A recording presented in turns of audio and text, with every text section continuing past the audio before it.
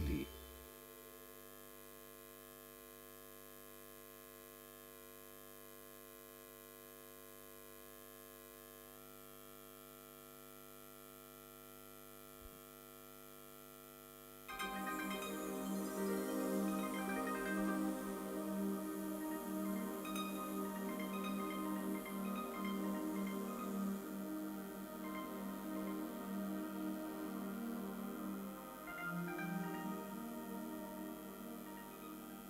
Beneath the radiance of the sun, the Arabian Sea awakens from its slumber.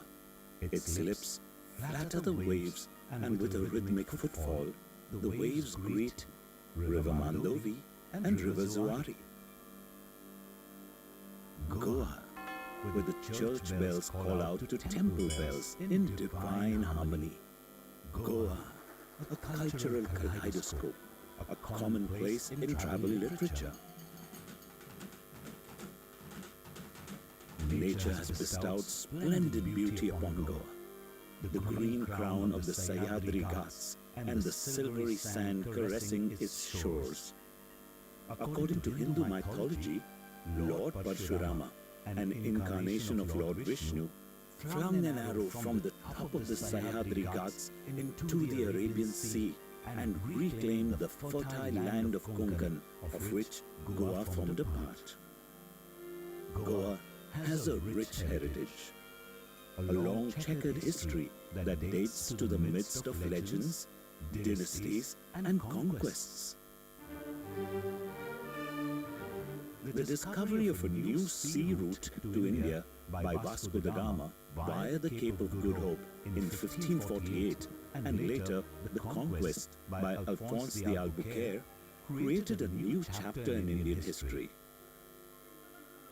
This peninsula of Mormugao, the part of the province of Salsette, was conquered by the Portuguese from the Sultan of Bijapur in 1543.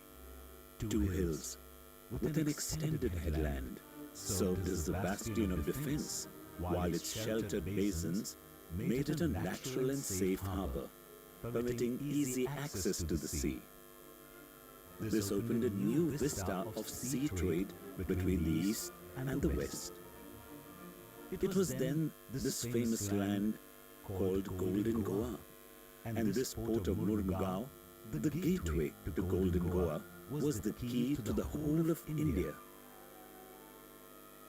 An all-weather natural harbour. Mormugao's role as a modern port started with the treaty signed in Lisbon on 26 December 1878 between the Portuguese and British governments, under which the West India Portuguese Guaranteed Railway Company was entrusted with the task of building a port at Mormugao and its connected railway. The treaty envisioned a union of commercial interests between British India and Portuguese Goa. On April 18, 1881, West India Portuguese Guaranteed Railway Company started the construction work of the harbour, and in 1882 the railway line. Mr. Ernest Edward Sawyer was the engineer-in-chief and the architect of the project. April 1885, the ship SS Westbourne was the first ship to enter Mormugao port. On January 15, 1887, the section of the 45 miles of the railway line within Goa territory was inaugurated. The entire railway line of 51 miles from Mormugao up to the frontier of British India was completed and declared open on Jan 1888. Under an arrangement, Mormugao port became the port of transit for Indian trade.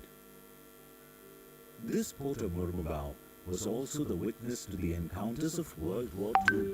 The Viceregal Palace is the old Palace Hotel, where British secret agents who allegedly coordinated a mission to sink the Allied merchant vessels lived as hotel guests. This palace provisionally housed the American consulate that supervised the historic exchange of interned nationals between the United States and Japan via Gripsholm and Tejamaru, the two ships. In the 1950s, the discovery of iron ore in Goa opened a vast scope for its export and thus the development of Mormugao Port. Berth number 6 and 7 were completed in 1955, 33 years after the previous berths. These berths were given to private companies for the building of mechanized ore handling equipment. The port had the distinction of being the first to install a mechanical ore handling plant. It was founded by a local firm, Chogle and Company Private Limited, at a time when such facilities were almost non-existent in the country. On December 19, 1961, Goa was liberated from the Portuguese by the Indian Army. On 8th January 1962, the administration of the port and the connected railway was taken over by the central government. The main railway station from Vasco da Gama was transferred to Southern Railway. On December 2, 1963, under the Indian Ports Act 1908, Mormugao was declared as a major port. Mormugao Port, acknowledged as one of the finest all-weather natural harbors of the world, enjoys an enviable position amongst major ports. This port, the Mormugao Port, has helped shattered post-war Japan rebuild its steel industry and post-colonial India take iron ore mining to new heights. At one time, the port accounted for about 50% of India's iron ore exports and ranked among the first 10 iron ore exporting ports in the world. Mormugao Port plays a pivotal role in the economic development of Goa. With time and tide, the port has diversified into multi-commodity handling port and has been expanding gradually to meet the demands of the growing trade. The port, extending over an area of 546 acres, has a 250-meter wide and 7,500-meter long approach channel and a harbour basin having two turning circles of 480-meter diameter to cater to vessels up to 1,25,000 DWT. 6 mooring dolphins along the inner channel with a maximum draft of 13.1 meters has enhanced the berthing facility of the port, enabling cargo handling from Panamax-sized vessels up to 80,000 DWT through transshippers or using the ship's own gear. There are 7 operational berths with a maximum draft of 14 meters, with adequate cargo handling equipment to handle various forms of dry and break bulk cargo, liquid cargo such as coal, coke, iron ore, bauxite, granite, steel products, POL, MOP and containers. The port, along with 24/7 cargo handling operations, also offers adequate warehousing facilities, container yards and mechanized cargo handling facilities to its customers and local industries. The port is well connected to the hinterland and the major cities via waterways, air, rail and road, with all routes available within a radius of just 5 kilometers. Mormugao Port, an ISO 9001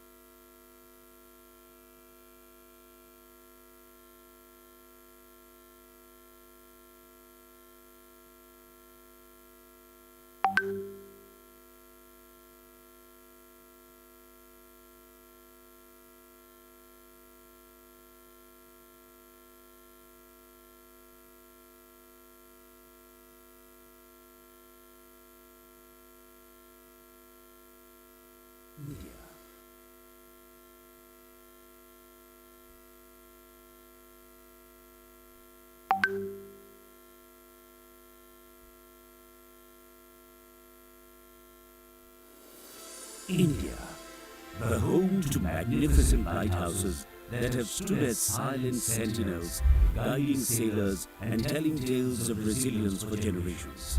With more than 203 lighthouses in India, these beacons of hope have guided countless ships, reminding us that even in the darkest of times, there's always a light to lead us home.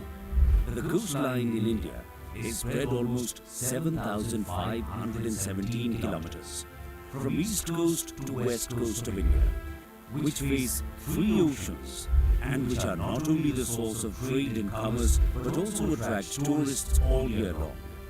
These lighthouses are going through a transformation and calling the tourists to experience their unique stories and offering the harmonious convergence of India's rich heritage and the collective spirit of its people.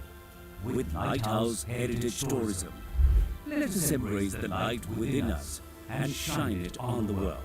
Under the leadership of Honorable Prime Minister Shri Narendra Modi, Government of India and the Ministry of Port, Shipping and Waterways through Directorate General of Lighthouses and Lightships, DGLL, has decided to tap into the opportunities in tourism at Check one, check two. Namaste and a very good morning to one and all on this beautiful day. I am going to be your host. My name is Nishita Saxena and I'm really excited to welcome one and all on this beautiful journey, Port of the Future. Today we have with us an esteemed set of dignitaries who are present amongst us, and of course we would like to welcome them with huge round of applauses. Let me invite on stage our first guest of honor, that is Shri Rajiv Jalota ji. A huge round of applause for the chairperson of Mumbai Port Authority and the chairman of Indian Port Association. Let me invite the chairman of Mormugao Port Authority to kindly welcome and present bouquet to Mr. Rajiv Jalota ji. Okay.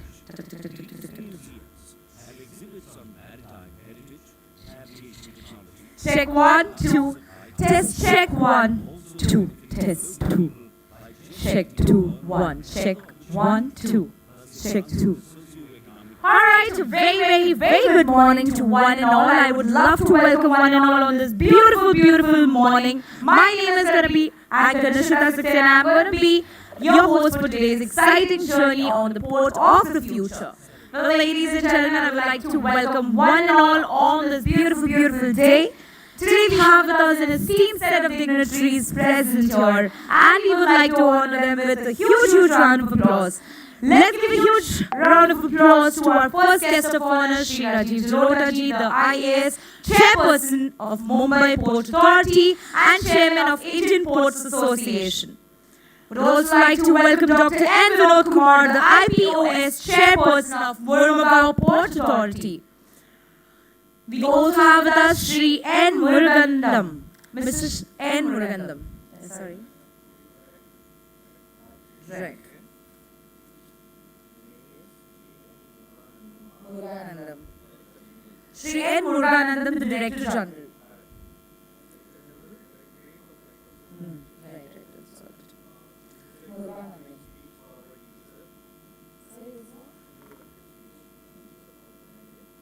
जब वो अपना speech देने वाले इससे पहले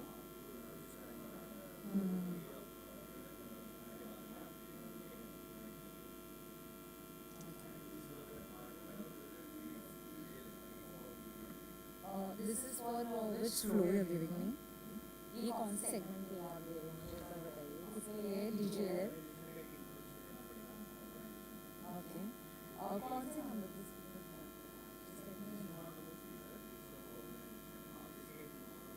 I understood Mr. Ajay Kumar and उससे पहले होगा because DGLL का इधर segment है. Then there is another segment of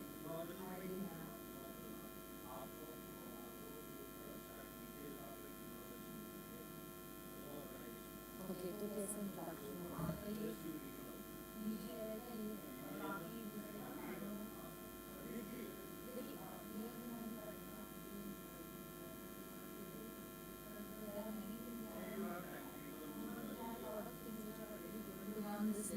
अगर आप देखेंगे इसमें इंट्रोडक्शंस दिए हैं मुझे अलग से.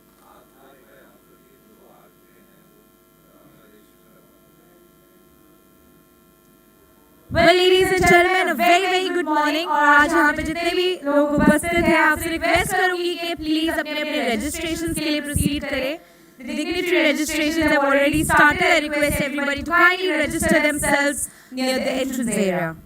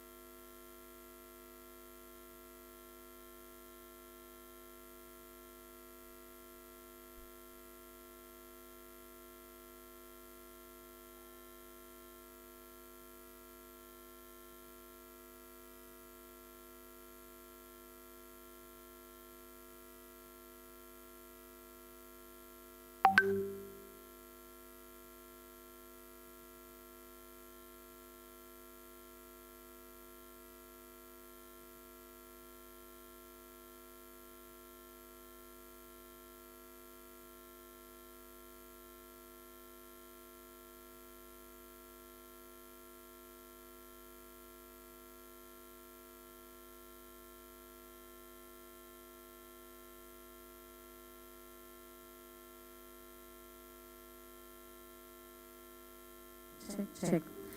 All right, a very, very good morning to one and all present here. If you all have not registered yourself, I would request everybody to kindly register yourself near the entrance area. Thank you so much. We're going to start in a short while.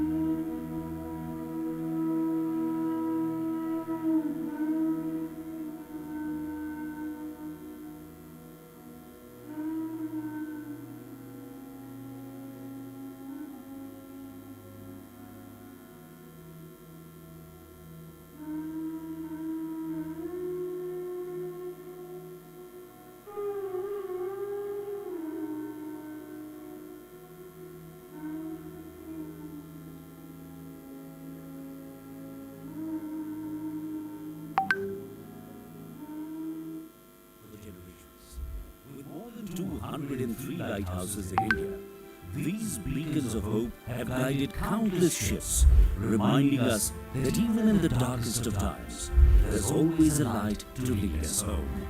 The coastline in India is spread almost 7,517 kilometers, from east coast to west coast of India, which face 3 oceans and which are not only the source of trade and commerce but also attract tourists all year long.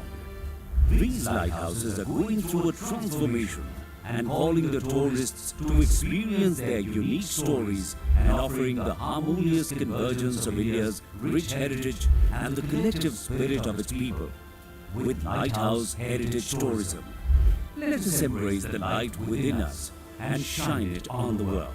Under the leadership of Honorable Prime Minister Shri Narendra Modi, Government of India and the Ministry of Port, Shipping and Waterways through Directorate General of Lighthouses and Lightships, DGLL, has decided to tap into the opportunities in tourism at lighthouses. ये light house tourism के लिहाज से unique होते हैं। अपनी भव्य संरचनाओं के कारण लाइट हाउसेस हमेशा से लोगों के लिए आकर्षण के केंद्र रहे हैं। And to preserve the heritage value of old lighthouses, the DGLL, playing the pivotal role, has marked 75 lighthouses as tourist attractions, which has always been garnering substantial tourist footfall. Further efforts are made to enhance and develop the existing lighthouses and its surrounding areas into a unique tourism destination and a maritime landmark, thus converting, expanding the lighthouses into heritage museums and National Maritime Museum to showcase our rich maritime heritage. These museums have exhibits on maritime heritage, navigation technology, and the lives of lighthouse keepers, also benefiting the local people by generating employment and other opportunities, thus enhancing the socio-economic possibilities of the region. In every beam of light that cuts through the darkness, in every tale etched in stone, lies the soul of India's lighthouses. Let their stories be heard, their spirits celebrated, and their guiding light forever cherished.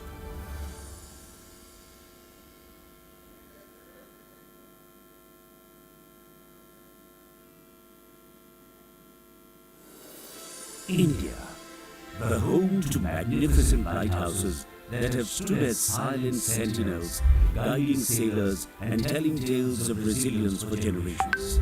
With more than 203 lighthouses in India, these beacons of hope have guided countless ships, reminding us that even in the darkest of times, there's always a light to lead us home. The coastline in India is spread almost 7,517 kilometers, from east coast to west coast of India, which face three oceans and which are not only the source of trade and commerce but also attract tourists all year long. These lighthouses are going through a transformation and calling the tourists to experience their unique stories and offering the harmonious convergence of India's rich heritage and the collective spirit of its people.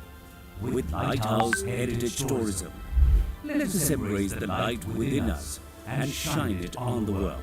Under the leadership of Honorable Prime Minister Shri Narendra Modi, Government of India and the Ministry of Port, Shipping and Waterways through Directorate General of Lighthouses and Lightships, DGLL, has decided to tap into the opportunities in tourism at lighthouses. ये light house tourism के लिहाज से unique होते हैं। अपनी भव्य संरचनाओं के कारण लाइट हाउसेस हमेशा से लोगों के लिए आकर्षण के केंद्र रहे। And to preserve the heritage value of old lighthouses, the DGLL, playing the pivotal role, has marked 75 lighthouses as tourist attractions, which has always been garnering substantial tourist footfall. Further efforts are made to enhance and develop the existing lighthouses and its surrounding areas into a unique tourism destination and a maritime landmark, thus converting, expanding the lighthouses into heritage museums and national maritime Check museums. 1, 2. All right. A very, very good morning to one and all.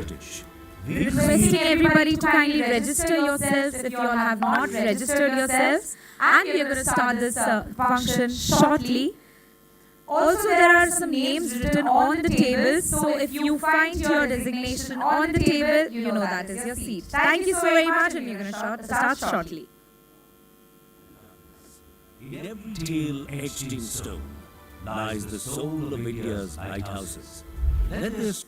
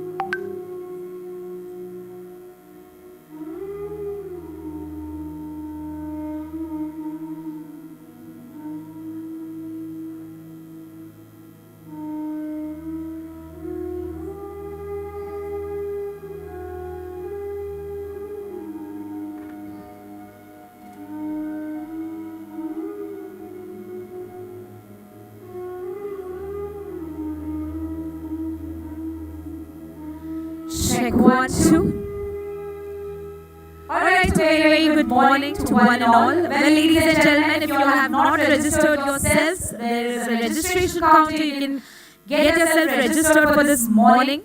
We also have some designations written on the chairs and tables. You may have your seats as per the seating arrangement.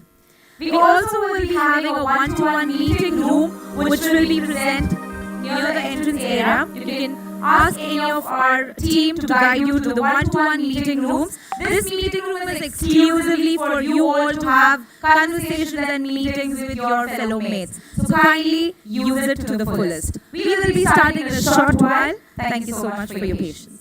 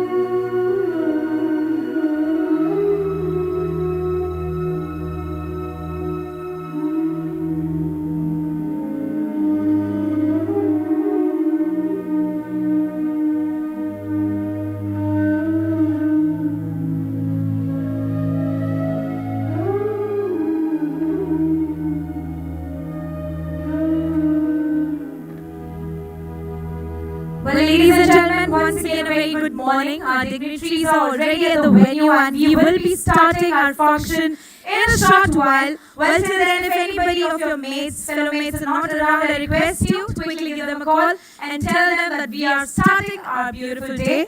And yes, we are away just 5 to 10 minutes away from beginning this function. Anybody who can hear me outside, you have not registered yourselves, we have a registration counter outside. Kindly get yourselves registered.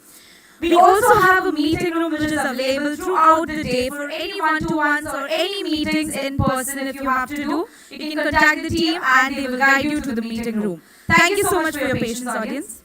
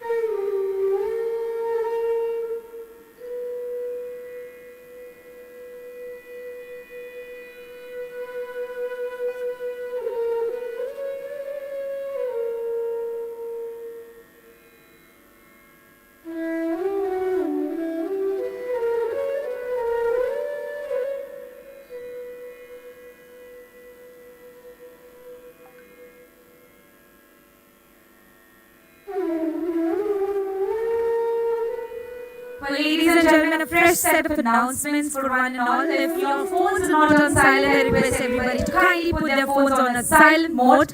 We also have some dignitaries, some speakers who will be presenting some topics which will be really some important topics, and there will be a question answer round right after the speaker's segment. So I request everybody to kindly note down your questions if you have any while the speaker is presenting, and finally we will be having a 5 to 10 minute slot for a question and answer round. If anybody has not yet registered yourselves, I request one and all kindly be registered. We also have a meeting room besides, well, where you can have a one-to-one interaction or a group meeting with your fellow mates. The meeting room will be somewhere around the registration area. You can ask the team and the team will guide you to the meeting room. Requesting once again for everybody to kindly put their phones on a silent mode. Thank you so very much.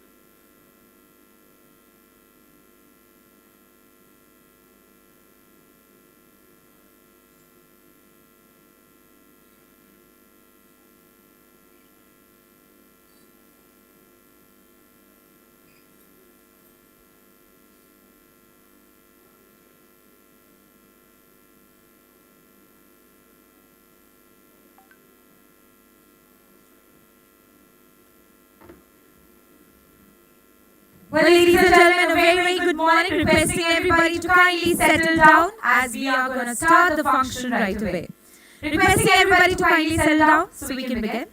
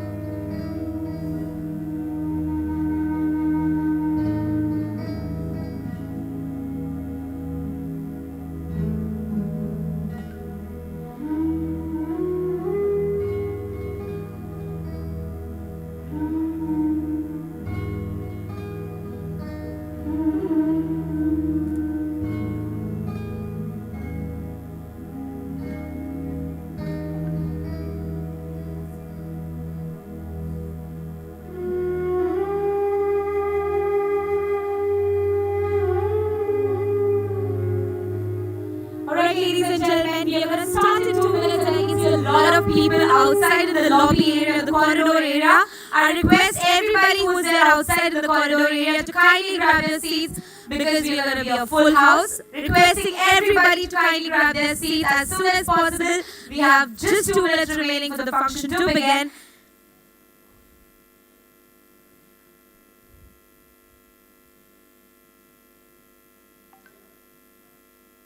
Well, ladies and gentlemen, freshly announcements once again to you all. If your phones are not on silent mode, I request everybody to kindly keep your phones on silent mode. Anybody who's there outside in the corridor, requesting you to quickly grab your seats because our function is right about to begin.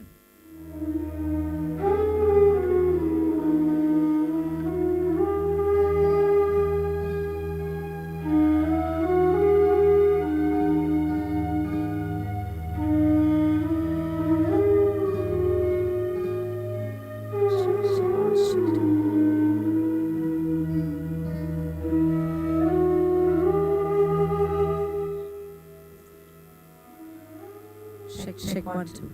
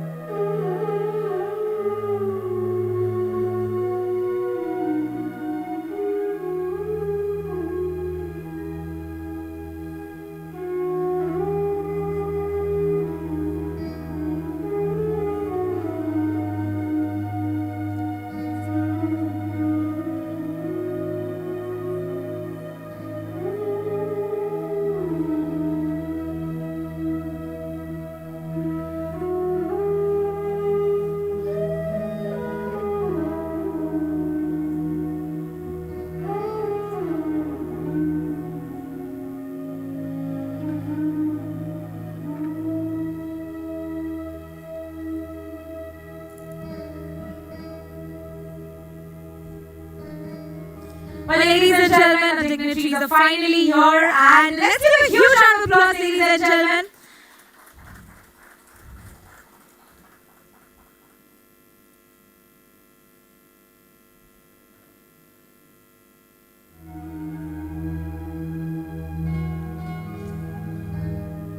Namaste and a very, very good morning to one and all on this beautiful, beautiful day.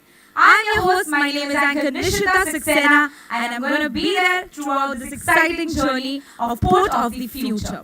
As we all know, we are successfully here because of Marmagao Port Authorities and of course the Directorate General of Lighthouses and Light Shipping, that is DGLL. Let's know a little bit more about the Marmagao Port Authority. Marmagao Port, one of the oldest ports of the western coast in India, has been the pride of Goa since 1885. The port acknowledges as one of the finest all-weather natural harbour, enjoying an enviable position amongst the major ports of India. Marmagao Port has been a futuristic leader in the economic growth of Goa, and with time, this has been expanding gradually to meet the demands of the growing trades. Along with that, I would like to put some light on the Directorate General of Lighthouses and Light Shipping. Well, as we all know, DGLL is a subordinate office under the Ministry of Port, Shipping and Waterways, Government of India. For the safety voyage in the Indian waters, DGLL provides marine aids to navigation along the Indian coastline, such as lighthouses, light vessels, buoys and beacons, differential global navigation, satellite system, national automatic identification system, and radar beacons. DGLL provides the vessel traffic service in Gulf of Kutch region, which covers approximately 16,000 square kilometer area, which is one of the largest VTS area in the world. Specifically dedicated to information service to the vessel playing in the Gulf of Kutch. Well, ladies and gentlemen, the mission of DGLL has been known to help the marine and local fishermen to navigate safely in the Indian waters and protection of marine environment. And basically the vision of DGLL would be to ensure safe navigation and maritime security through efficient and modern aids to navigation services, contributing to the growth of sustainability and maritime activities.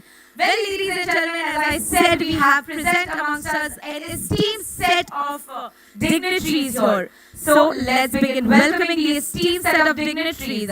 Let's give a huge round of applause for the first dignitaries I'm calling upon the stage. Shri Rajiv Jalota-ji. A huge round of applause, ladies and gentlemen, for the IAS Chairperson, Mumbai Port Authority and Chairman, Indian Ports.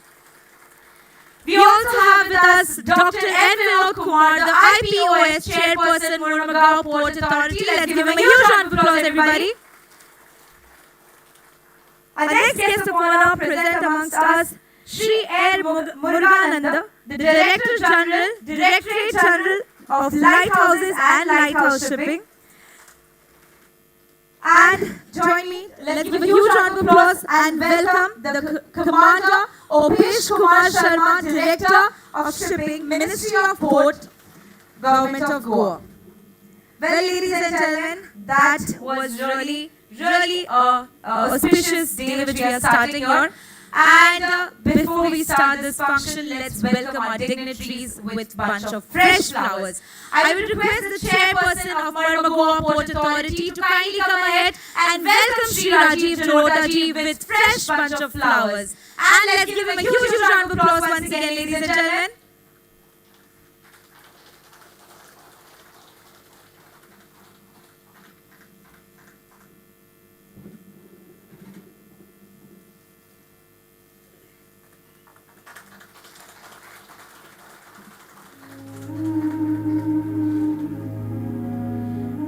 Requesting Shri Vinayaka Rao, the Deputy Chairperson from Marmagao Port, to welcome Dr. N. Vinod Kumar. And everybody, can we have a huge round of applause for Dr. N. Vinod Kumar.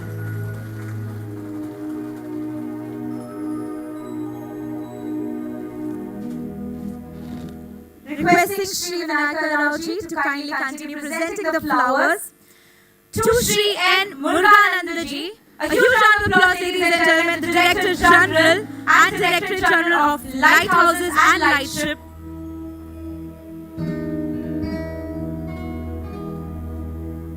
Requesting Vinayaka ji to kindly welcome Commander Upesh Kumar Sharma ji, the Director of Shipping, Ministry of Port, Shipping and Waterways. A huge round of applause, everybody.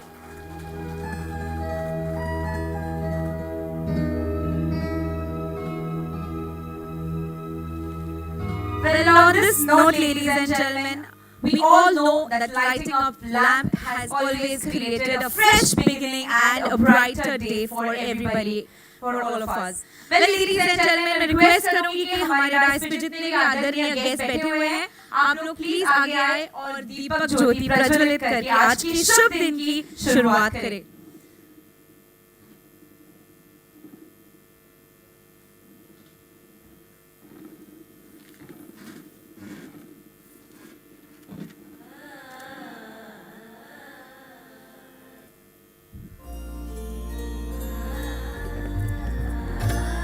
Requesting everybody to kindly pay attention. If anybody wants to rise, y'all may please rise for the lamp lighting as well.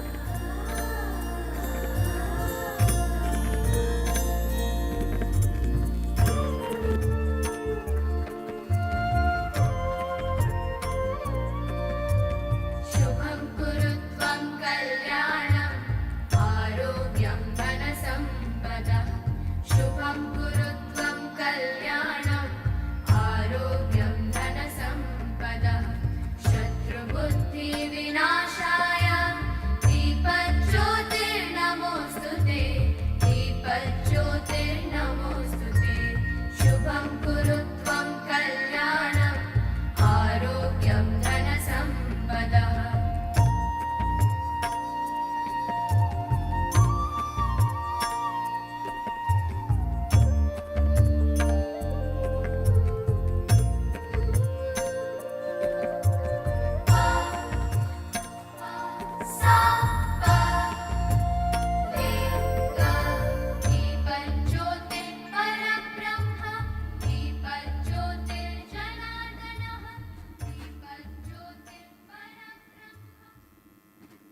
Thank you so very much, dignitaries. Well, that was really a bright morning.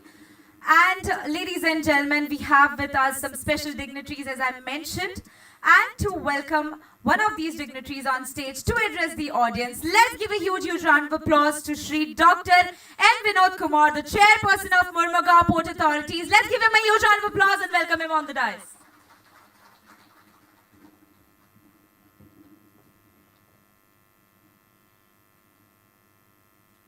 Good morning, all of you. Respected Mr. Rajiv Jalota, Chairman of Mumbai Port and Chairman of Indian Ports Association, Mr. Muruganandam, Director General, Lighthouses and Lightships, Mr. Upesh, all senior officers from various ports and speakers, esteemed speakers who are the heart and soul of this today's conference, invitees from various ports, media, and the team from Murmagaon Port Authority and also from the DGLL. Welcome to all of you. So this is a small function, so you don't have to worry about the function, duration of the function, because we don't want to stand between the speakers and all of you. But I'll spend a couple of minutes why we have arranged this conference. First of all, sorry, we wanted to hold this conference sometime towards the end of June. The weather would have been kind of a little better. But for people like us who stay in Goa, this is the best period. We enjoy the rains. But for people who are coming from outside the city, outside the state, they may find that, we are coming for a couple of days and it is continuously raining. So in fact, we had invited a couple of international speakers as well, because many international ports have already migrated to 5G. So we wanted to bring a couple of companies like Verizon, Ericsson, etc. But I think they needed a little bit more time, because we plan our conferences so quickly in a matter of a month. whereas the international conferences, you know, it's planned well in advance. But there is time, so we will try to bring them also. So this conference is kind of an initiative of DGLL and Mormugao Port Authority, because we are a part of the same group. The Ministry of Port Shipping and Waterways has constituted 22 NAVIC groups. NAVIC is an acronym for Neil Earth Vision Implementation Committee, that is Blue Economy. So our respected Jalota sir is also chairperson of a couple of committees on cruise. So I'm heading this NAVIC Cell Group 5, which is on communications, along with DGLL. So when the group met first, we didn't have a kind of a framework. We didn't have a framework to kind of move ahead, except the VTMS integration. As we all know, we have 12 major ports with isolated vessel traffic management systems. So the only objective before us was to integrate these VTMS with a homegrown app developed by the NTC PWC.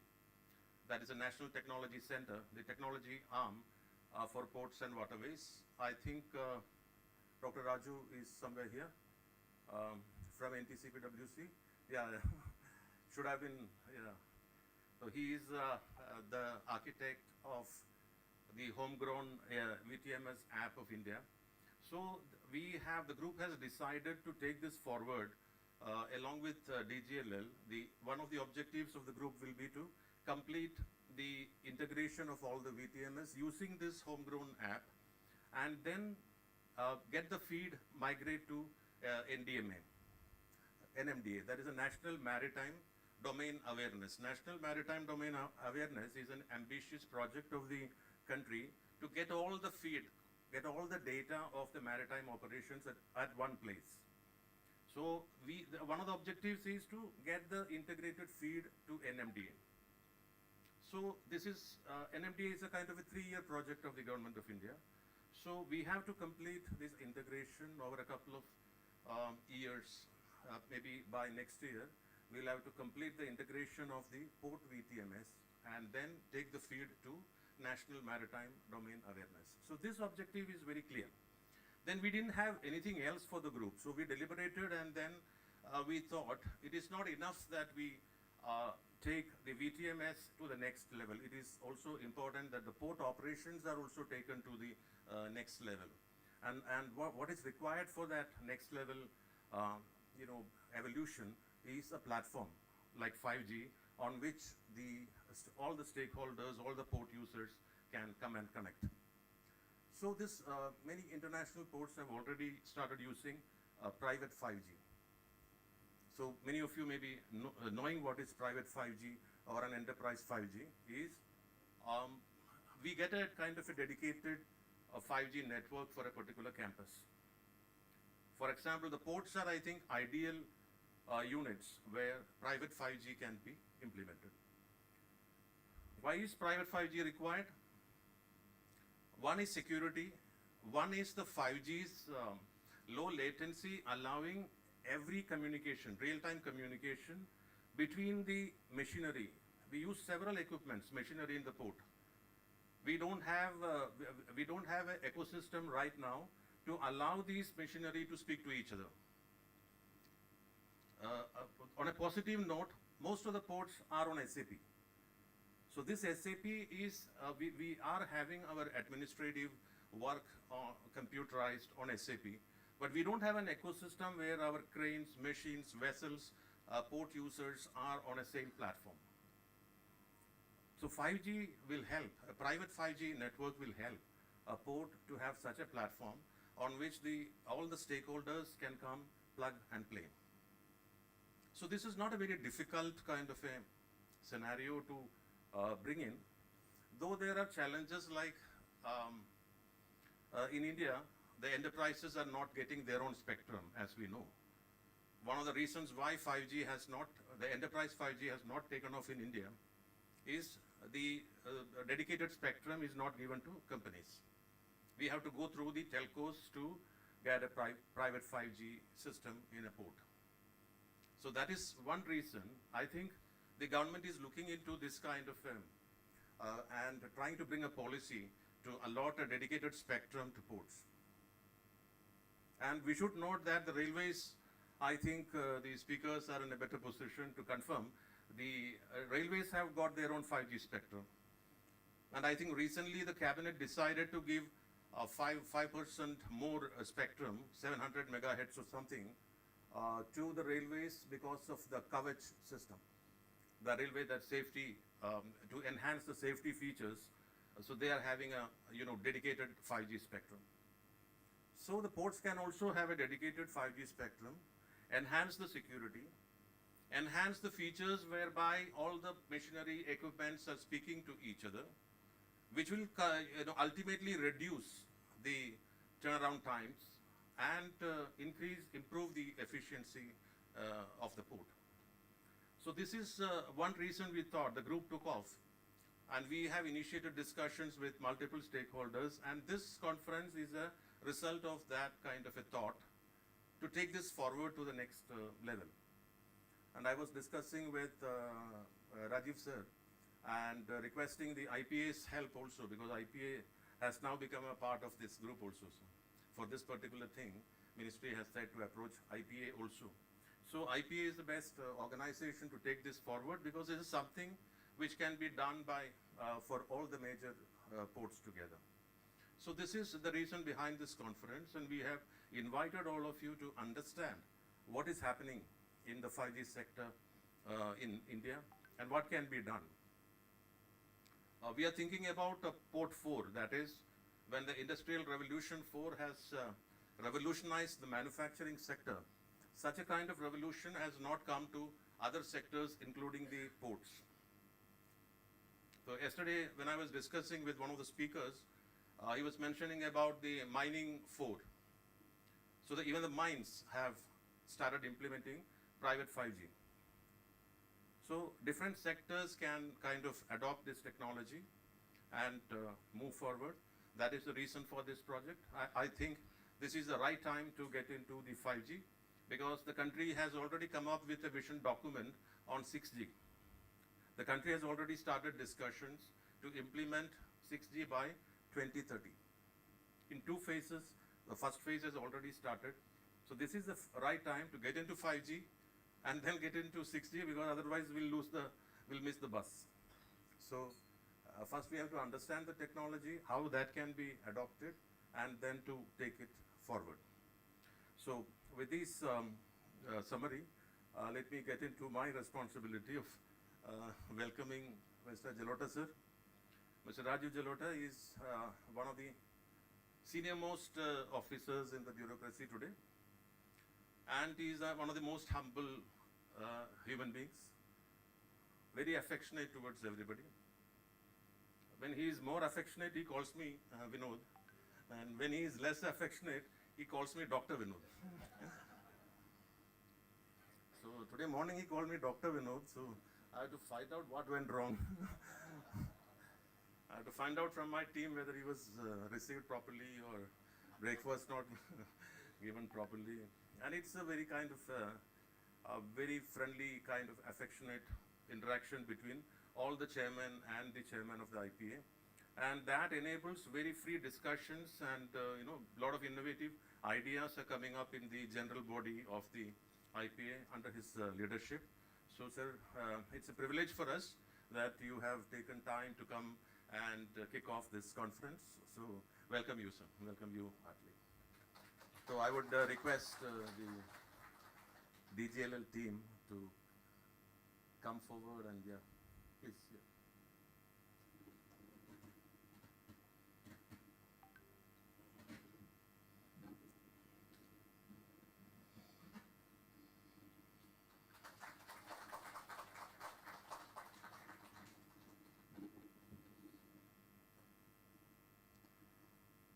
Next to welcome is my friend Mr. Muruganandam, who is the Director General, Lighthouses and Lightships, who has spent a lot of money for the conference. He is the Kuber, so and he is the main sponsor of this function. So on behalf of all of you, I would welcome Mr. Muruganandam.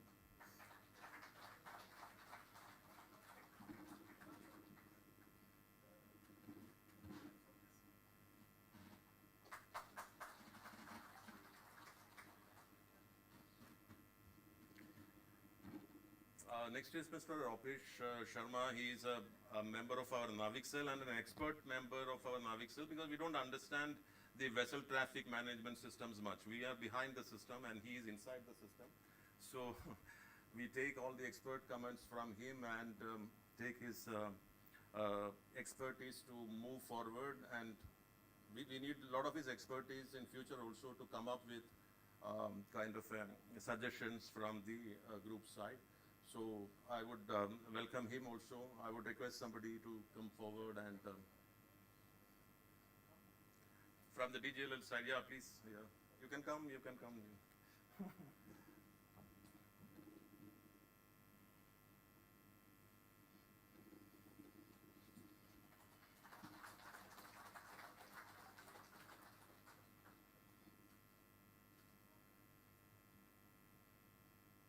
And the speakers, I would like to say our gratitude to all the speakers, because we had, I should declare here that we have not given anything to the speakers. They have taken their initiative, they have traveled from various parts of the country to this place. What we offered to them was a lot of senior officers and the port participants hearing whatever the suggestions and the way forward which they will share with us. So I would like to thank all the speakers one by one for taking the pains and coming to this place to deliver your speech. And all the port employees who came at a little short notice, traveling from various parts of the country, my HODs and NTCPWC members, and the media also for today coming for this function. Thank you very much.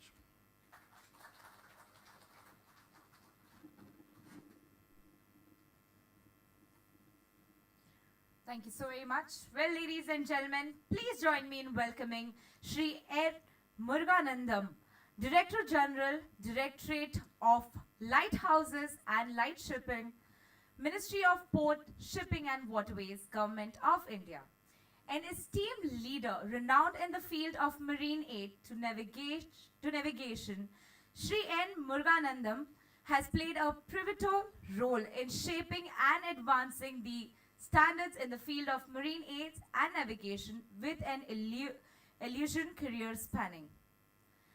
We are honored to have Mr. N. Muruganandam, the Director General, Directorate of General Lighthouses and Light Shipping, with us today, and we are looking forward to his valuable insights and contributions in our discussion ahead.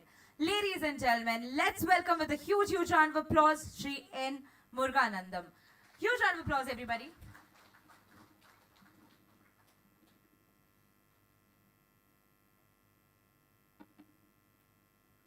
Good morning, respected Chairperson, Mumbai Port Trust, respected Chairperson, Mormugao Port Trust,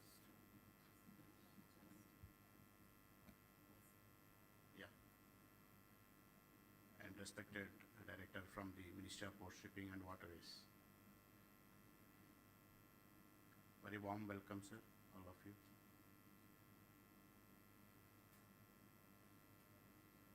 My previous speaker spoke about our Jalokia shop.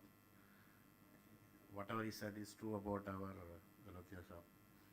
Very smiling face, supportive, all the time. Any meeting, we have attended meetings under him many times. Very positive, always smile. Such a great leader today present among us today. It's a blessing to us, sir. Thank you very much.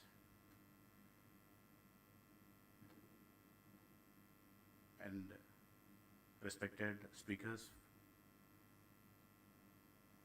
and distinguished luminaries from the ports and shipping and from industries and from various institutes. Warm welcome to all of you. This program actually we have planned to be conducted in Gandhidham, Gujarat. Because of the the Navy Committee 100 days target and the very loving personality, dynamic leader who is steering the Navy Committee has made us to join hands with him. Thank you very much for giving us an opportunity to conduct jointly this program, sir.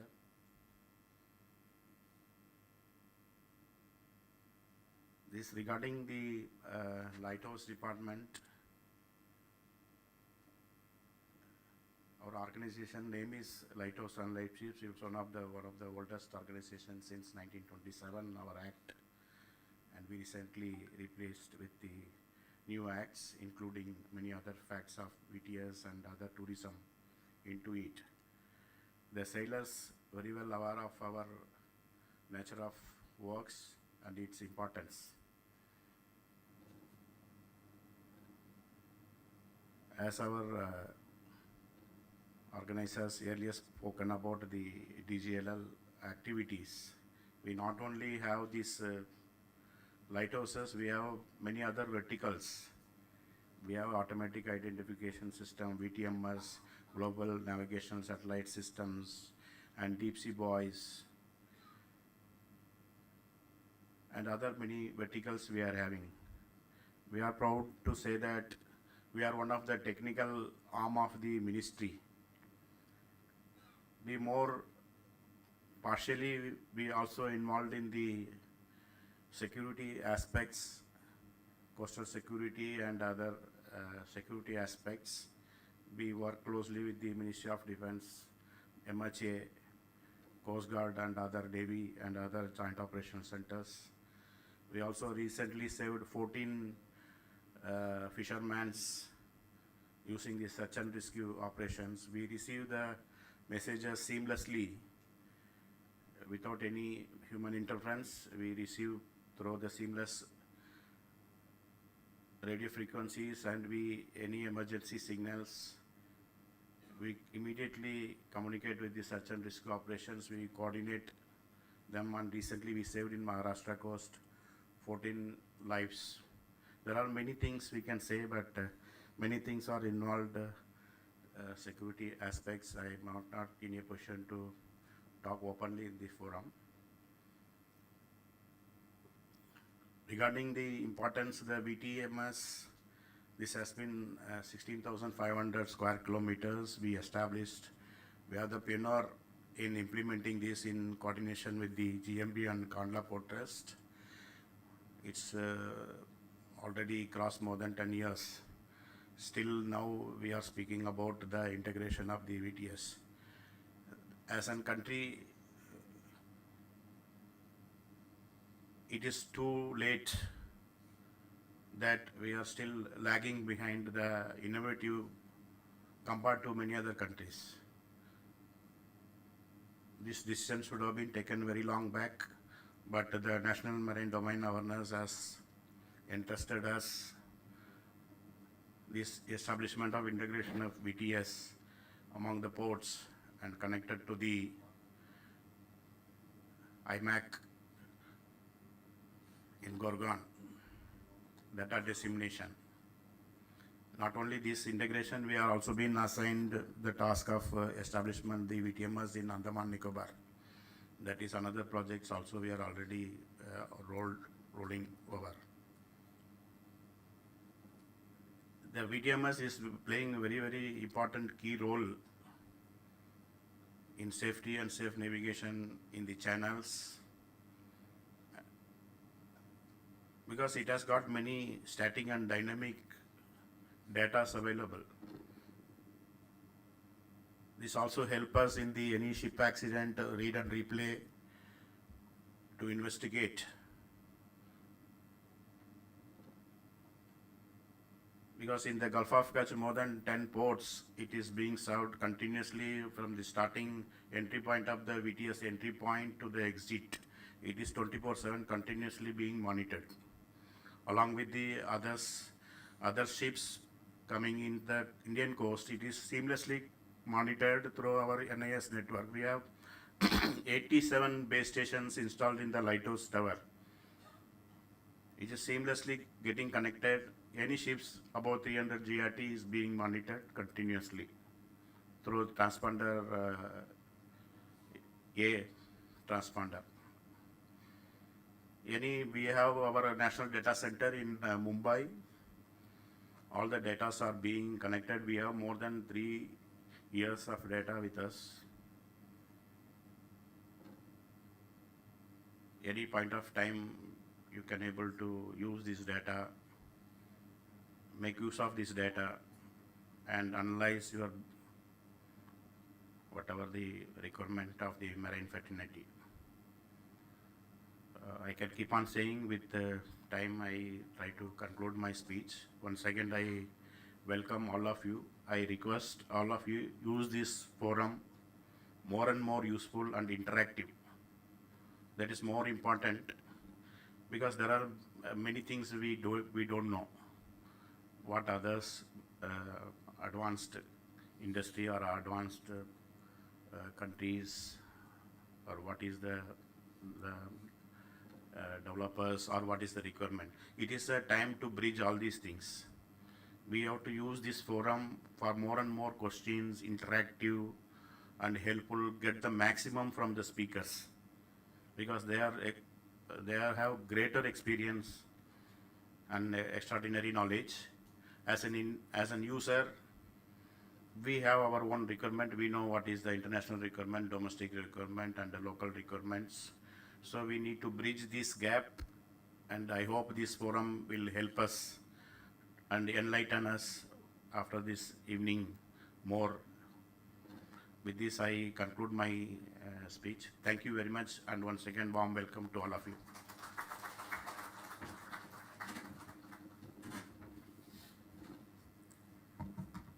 Thank you so very much. Well, ladies and gentlemen, finally that time we all have been waiting for the address.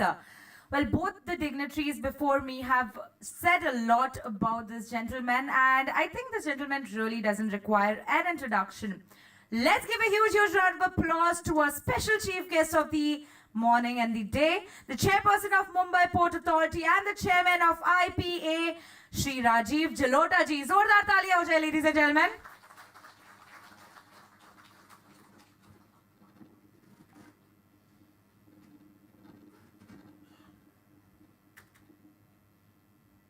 Before we exchange pleasantries, I think I should clear one ambiguity which Goa Port chairperson has raised, though he has a very subtle sense of humor. But the reason why I call him Vinod as well as Dr. Vinod, I should clear. Because when I was in the vehicle today, one officer of Goa Port was in the car. So whenever there are officers, then I address him as Dr. Vinod. But when I meet him in person, I call him Vinod. हमने कहा पहले, because today our whole conference is on communication and there should be no miscommunication. And in fact, all our esteemed people on the dais, I would like to also say one thing, is since this NAVIC cell was formed on 5G and VTMS, I have been seeing the progress of Dr. Vinod, that how much he has internalized this subject, and really he is talking in technical terms which are so new to him. This shows his passion for the subject, and in fact the ministry who has given him this made him the leader of this topic, and he really took lot of pains in setting this conference, because he spoke with me a couple of times and then told me that what kind of speakers he is trying to congregate, bring together. Unfortunately, a few of the international speakers could not come today, but still I believe this is a subject which is has its great relevance for the port sector, very, very much. In fact, one of our ports, Kandla Port, was used as a pilot by Ministry of Telecom for 5G technology in the port sector. If somebody from Kandla port would be here today, then I think they can share that knowledge, because some report must definitely have come from Ministry of Telecom on Kandla port's experiments that was done. I think it was a year and a half back it had happened, because they were selecting one say experimental place for each sector. For airport something was taken, some place was chosen for port, something for highways, like that. It was being tested by Government of India. In ports maritime, yes, vessel traffic system is being used for a very long time, and the domain knowledge or the domain expertise of this area belongs to DGLL, and ministry has tried to give more teeth to this office by doing some amendments in last few years, and I was actually have a first-hand experience of the type of technology that they have developed and implemented in the Gulf of Kutch. Last year, I was holding charge of Director General Shipping for a short time, and Captain Nitin Mukesh is sitting here. We were both together in the Disaster Management or the Domain Awareness Center of DG Shipping in Mumbai that very night when they were facing the problem in Gulf of Kutch. And in fact, various VTS systems, including the very modern systems, went off the radar for a few hours. And that time, the only saving grace to monitor those 3-4 vessels, which were very big vessels, which were caught in the seas, our DGLL system worked very fine, and we were able to track on a minute by minute basis those very vessels. So this is another area where we should deliberate today, that when we are looking at modern technologies, each technology comes with its own handicaps and challenges. So we should see a system where we can marry the wisdom from the past and the modern technology benefits of the present, and try to come to a golden mean that in cases of extreme emergencies and challenges, how we get the benefit of both. I was in urban management as well as in Mumbai Municipal Corporation, and there also we found a lot of, you can say, challenges as far as imported modern technologies of Europe or North America, which work in particular weather and climate zones, were not able to perform to their potential in Indian settings. And this year we have faced how the air conditioning systems have failed across the country because they were mostly designed on European standards. So we need to devise our own standards. Professor Raju is here. He will also delve light on a homegrown Make in India technology which comes at very cheaper rates and would be giving the same amount of inputs and outcomes which are needed by us.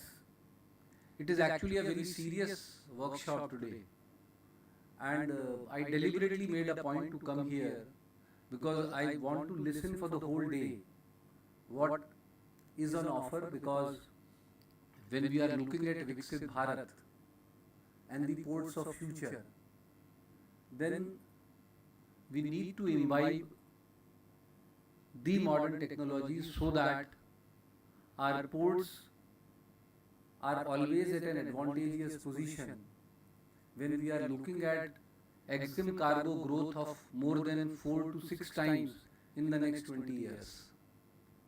So our ports, we talk mainly about container ports, But in terms of cargo volume, container cargo handles only 20-25% of the cargo volume. So we have to look at all other kinds of cargo handling systems, how those also can be managed through modern technologies, because we have to work equally in all directions, though container ports is a fashion to talk about, and unfortunately they hog the limelight, and the other ports which are majorly working on a big cargo component and where efficiency gains can really help minimize the costs of production substantially and cost of doing business substantially. We need these technologies. I believe some of the officers in some ports, as well as IPA, a couple of officers, they have been thinking about and talking to experts on introducing of 5G and generative AI in the port sector. I would request Dr. Vinod that he should include generative AI as well in this topic, because it is all interlinked and we need to work together when we are looking at solutions which can help port improve their efficiencies and reduce the various turnaround times or idling times, whatever technical terms we say, and help Indian ports showcase to the world, because we have already showcased in terms of UPI, in terms of UIDAI, ONDS, and these various systems. So why not the port sector, and to start with major ports, can show the way forward in imbibing these modern technologies. I wish the participants that they gain from this workshop, as Dr. Vinod and Mr. Muruganandam have stated, that you should raise your queries.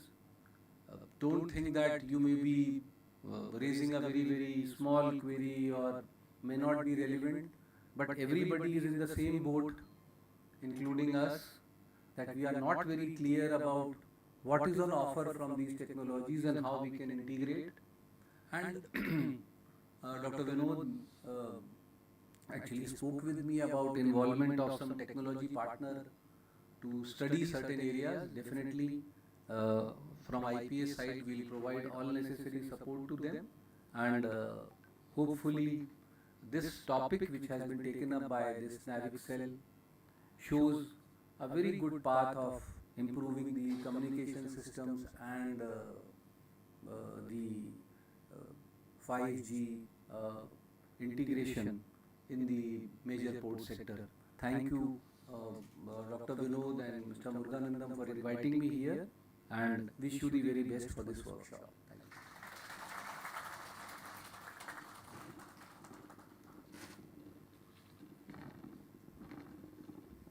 Well, thank you so very much. Well, ladies and gentlemen, on this note, I would really appreciate one and all present over here. And आज आप यहाँ पे अपना कीमती वक्त निकाल के आए हैं, इसके लिए मैं चाहती हूँ खुद के लिए सब लोग एक बार जोरदार तालियां बजा लें. Well, ladies and gentlemen, as we all know, we are releasing a book today, and the topic of the book, that is the theme which we are following here. Well, ladies and gentlemen, this informational booklet is jointly released by Marmagua Port Authority and the Directorate General of Lighthouses and Lightship. Well, ladies and gentlemen, I request Mr. Jalota ji and the dignitaries on the stage to kindly release the book on this auspicious day. And everybody, let's have a huge round of applause for releasing this book. This booklet contains information on various topics presented by the speakers on the theme of Port 4.0 and Advanced Vessel Traffic Management System in seaports and maritime operations. This resourceful booklet also contains technical papers which highlights the uses of advanced information technologies to improve the core competitiveness of the global seaports. Ladies and gentlemen, Now moving on to the speaker segment and to introduce our first speaker of the day. Well, ladies and gentlemen, we have amongst us Mr. Raghuveer Madhyastha. Huge round of applause, ladies and gentlemen, for the first speaker of the day, Mr. Raghuveer Madhyastha, the Director Business Development of Intel. Short dignitaries, you may have your seats.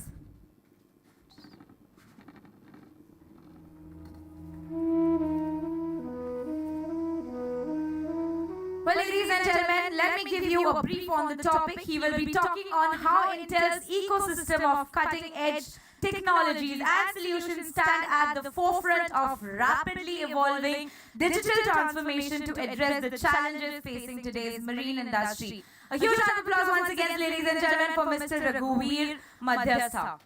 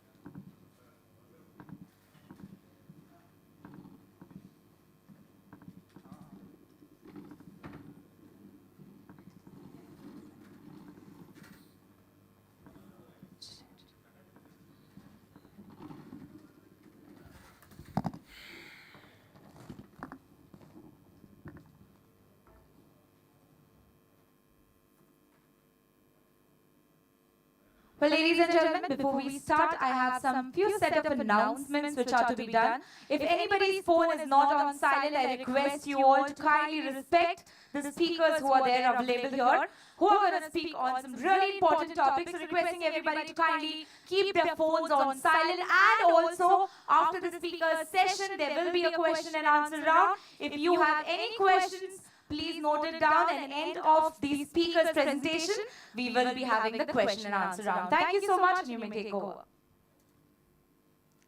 Thank you.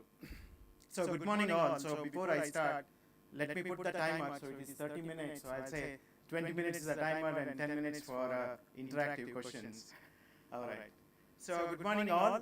First of all, thanks for the organizers to set up this extremely very rewarding session conference, and it is very, as all the dignitaries on the dais what they said, it is very difficult to put together all the the logistics what is required for this session conference. So thank you once again. So lot of being said on VMS, the port authorities and all that. So I remember one thing, way back in 1853 when the Mumbai city railway track was done, the first railway track of India which ran from Chhatrapati Shivaji terminal to Thane, which is about 32 kilometers in 1853. That was the first railway line. And that really fueled the growth of Mumbai port and authorities. That's what the people say. Now, why I mention this here, let's make there's already a beginning of modernization of the ports in India, and let's all utilize this particular form to make sure, Goa is a starting point to ensure that the port authorities, the ports in India will be developed very soon, which is to the international standards. So a quick intro about me. I've been with Intel for over 15 years, did multiple roles for the past 2 years.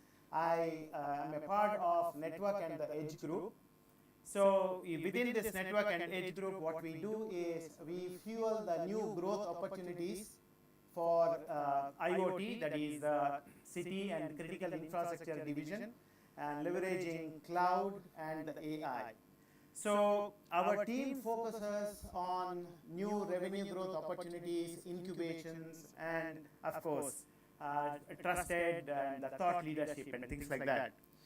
So what you see on the right hand side is my division, which we focuses various from the ports to railways, or everything coming under the transportation, and of course on the smart city and public safety.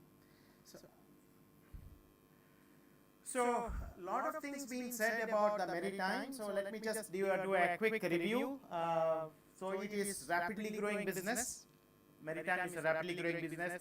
It is not just rapidly growing business, it is transforming in a big way all over the world. But one of the data points says 90% of the logistics being handled in India is handled by the ports. So you have the experts are here. I think if I'm wrong, please correct me. So you know how important it is, the ports and the maritime industry. So now for us, within Intel, when we say the marine technology, everything comes under the marine technology. So whether it is the communication, whether it is a ship design, IT, OT, all this comes under the marine industry. Today I will focus more on the ports than not on the vessel side. So globally we see there is an inflection point which has already come from the digitization standpoint. But what is really enabling this digitization is the edge, AI, and the connectivity. So this is what primarily responsible for the what we see, the transformation which is happening in the industry. So if you see below the end-to-end, where all we touch, what are the different areas of the ports, sections we touch, I have listed down in the below, all that from traffic flow, passenger experience, safety, cargo. So all these areas we touch, of course, with the help of our partners. We don't have a solution on our own. We work with the ISVs, we work with our partners to ensure that you get the best of the world-class solutions. So what is driving the maritime industry today? I think a lot of things has been already said by the dignitaries today, but what is most important is the last one on the below, the digitization.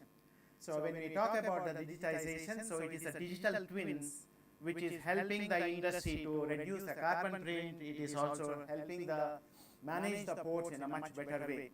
So what is really the technology, how people are using the technology is they are able to preempt the disaster or preempt the decisions much faster on the real time, which was not happening in the past. So this is a big contribution from the technology side. So without spending more time on the industry and what's happening on the maritime industry in India, let me come to the use cases where I think we are all interested in. So these are all the different use cases. As you can see on the right mode side, what is key from a transportation, what are the use cases in the maritime industry. Those are the 5 things which I have listed on the right side, and all the other use cases which is listed here fall under those categories. So whether it is traffic, container management, 5G, we have spoken more about 5G today, then environmental sustainability, access control, safety, security, and of course intelligent equipment. So in my talk, in the next 10 minutes, let me see how Intel can touch various parts of this particular use cases. Now, if you take a step back and people talk about digital transformation on the marine industry or any of the industry, so where are we? What is the starting point? What is the midpoint? And what is happening today? If you see the first one is the simple applications. So when we see simple applications, these simple applications are the point applications. Maybe the number plate recognition, maybe automatic access control, maybe the container, optic container recognitions. So these are the things what we say the pointed applications, which is simple, more or less. I think all over the world this has been already deployed, or most of the time people have already gone to the next stage, which is the compound stage. So when we say the compound stage, it involves multiple application functions, which involves multiple application functions across different devices as well as different vendors.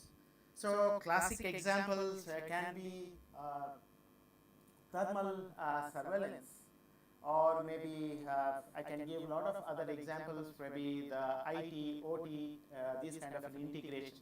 So we call this as a compound. Most importantly, the worldwide, some of the most advanced the ports, they are already coming onto the complex application side.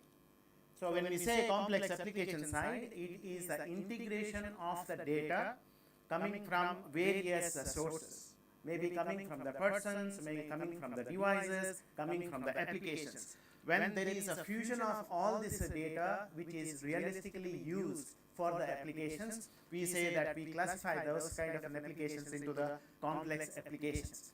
So IT, OT integration, maybe the container vessel collision avoidance, maybe container routing. So these are the typical applications we see that in the complex application side. So if you see the characteristics of most of the use cases, what is coming in the port side, all that in the first three boxes are already happening today. Maybe the number of cameras are increasing, so the IT team, I'm told that there are many IT people here. So IT team are constantly under pressure for increasing media storage and the network requirements, because the data coming from different camera requires more of a storage. Second one, with this data, certainly people are interested in more analytics, more insights. And so there is a requirement for a lot of diverse AI use cases. Last one, complex compute hierarchy, the third one. So this is definitely put a pressure on IT for increasing media storage network requirement. But this massive data need for complex applications, complex automation on the port side, this is very important. So doctor said, we have Mr. Jatin said to the doctor, we should look into the Gen AI, right? So that is what we see on the fourth bucket. So these are the emerging trends. Of course, the sensor fusion, as I already called out in the previous, but Gen AI, vehicle-to-vehicle communications, and camera, LiDAR, radar, fusion of this data, these are all what we see are emerging. So Gen AI is something which every customer I interact with, so are speaking about how we can utilize the Gen AI with the application side. So CCID is a segment which I represent, that is a network and edge group. So what is that available from our side for this particular industry? AI box, artificial intelligence box, or server, security AI appliances, servers, what our partners use, all these applications they use. And of course, less said the better, cyber security is the key concern which we have kept in mind while designing all this product. Let me come to this slightly in detail, where all we touch the communication equipments or the equipments which is generally installed in the ports, whether it is on the remote crane operations, whether it is on the control room, whether it is in the security operations center. So these are all the different places where we touch your equipment which is placed in the ports, and these all have the compute capabilities inside, and there is a Intel chip inside. So now the question comes, why should we talk to Intel? Why Intel with all these communications, all these applications and the use cases? Again, Dr. said, and also Mr. Jatin also said, the technology or the use cases or the applications what we build should be backward compatible, that should be able to readily marry with the different applications, that should have the previous connectivity or the infrastructure connectivity is seamless.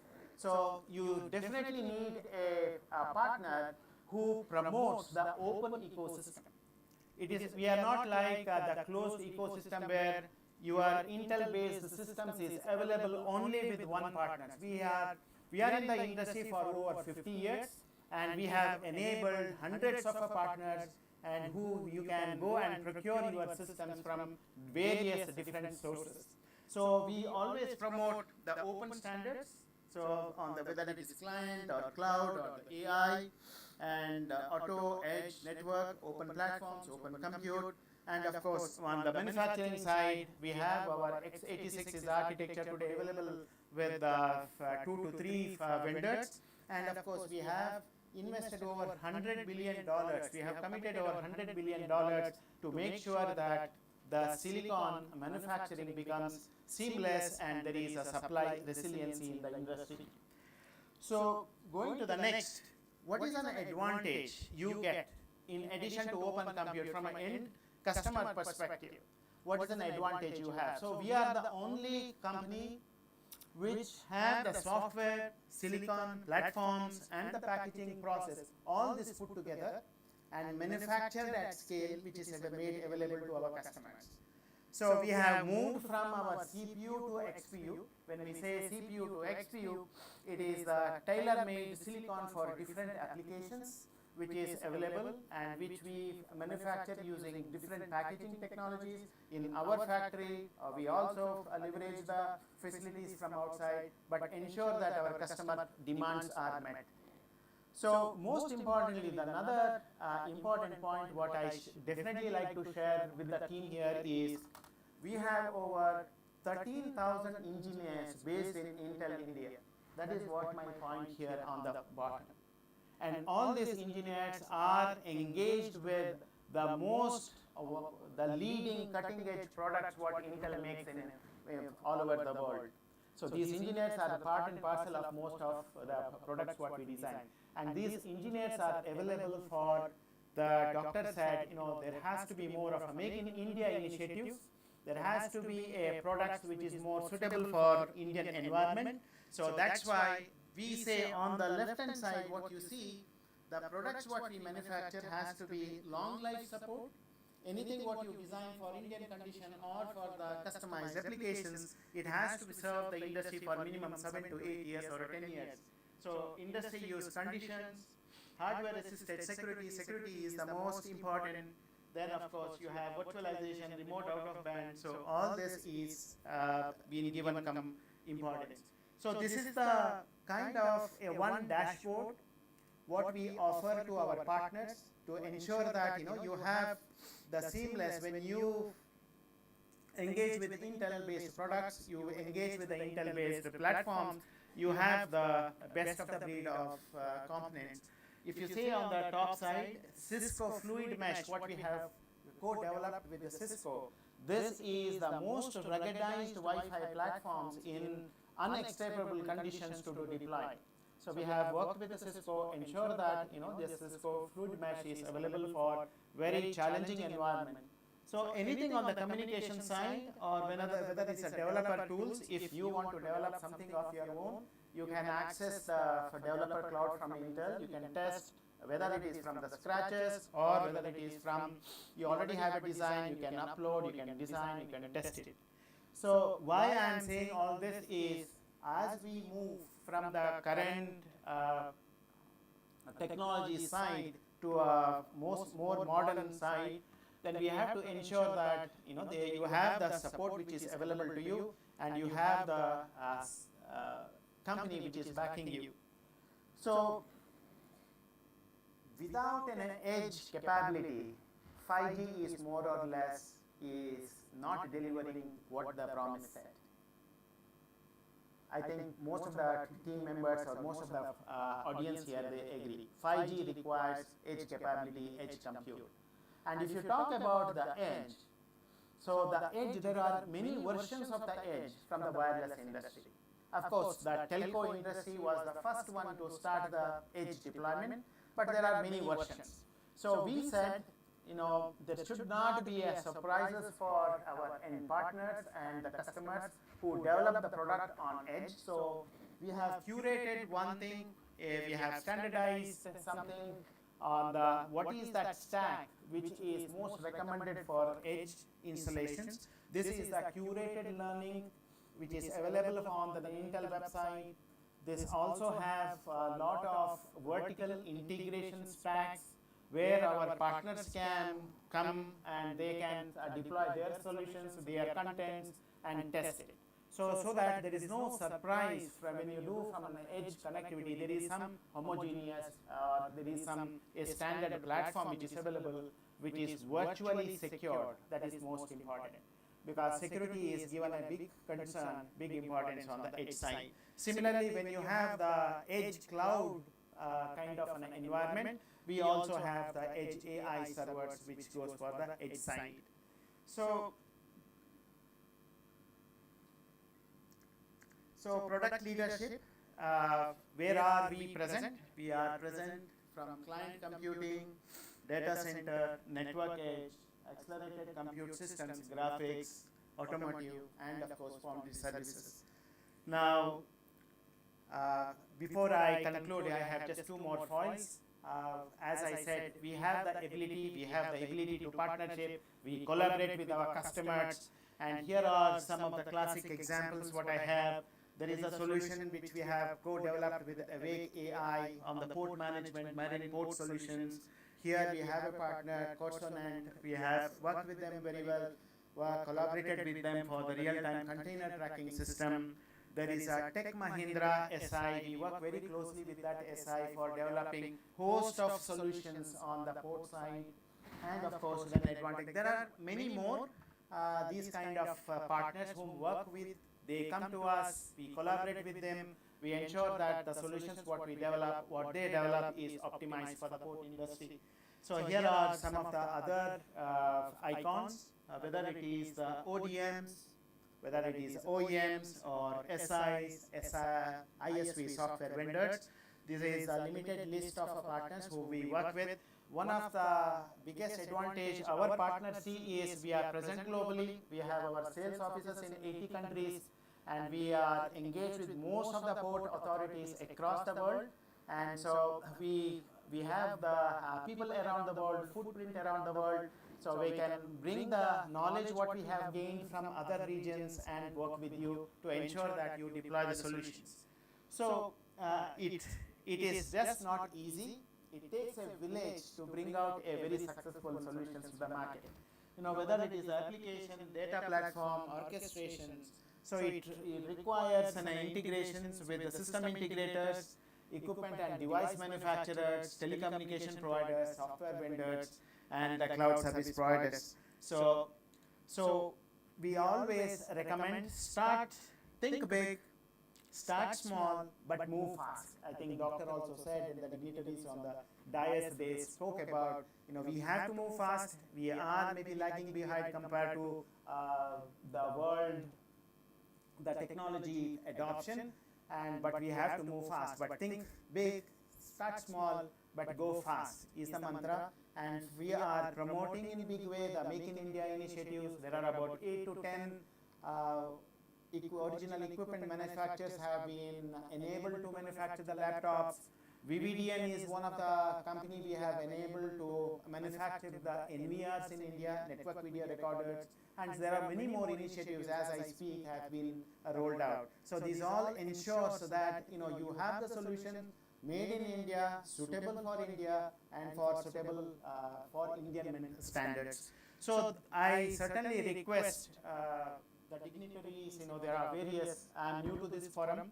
I have very less visibility on how the ministries function, who are all the different bodies. But I certainly request, if there is a technical council being formed, definitely we want to be chair that technical council.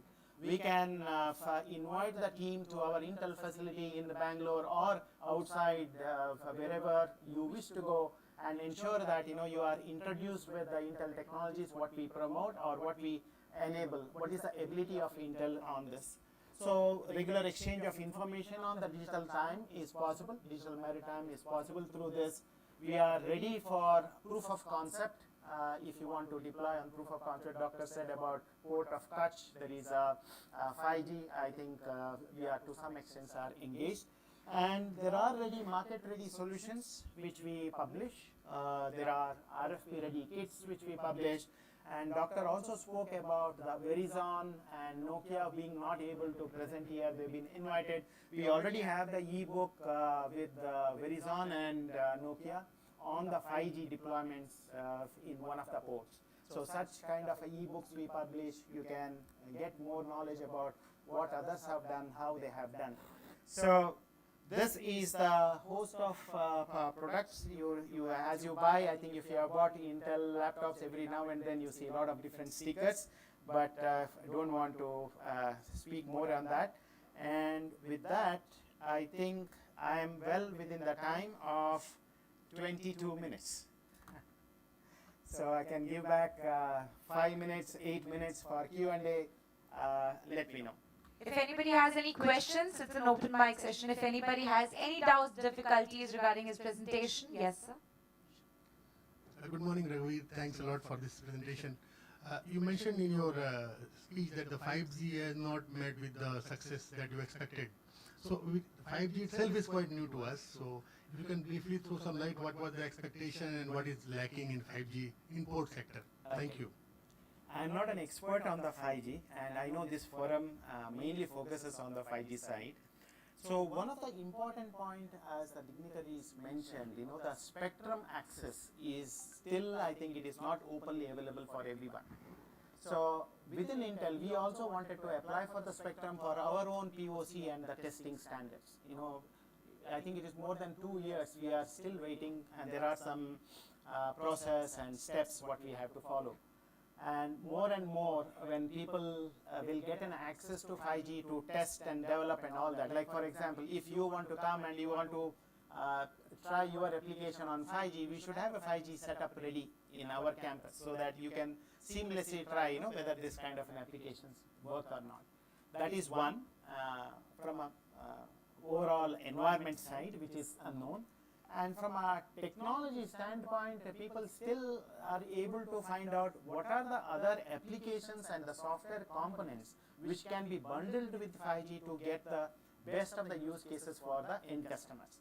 It is not just the 5G networks, and it has to be the software and the different other components which have to be bundled with the 5G. As I rightly said, the 5G without a good edge compute, 5G relevance may not be felt. Or maybe like when I talk to Etisalat have the private 5G networks. They don't know how to deploy the 5G networks, whether it is on the oil and gas sectors, whether it's on the transportation side. So they are talking to us saying, please bring those ISVs who have a good use cases developed on 5G, which we want to model and sell it to the market. So various things what we see. But as doctor said on the dais, for the ports, I think 5G certainly will make a big difference from a connectivity and the bandwidth. See, the ports are one of the areas where we see very harsh environment. The normal Wi-Fi connectivity or even the 5G, 4G, what I am said, is not very effective for combining different equipments on the ports, right? So I think 5G should be really a revolutionary thing for the ports.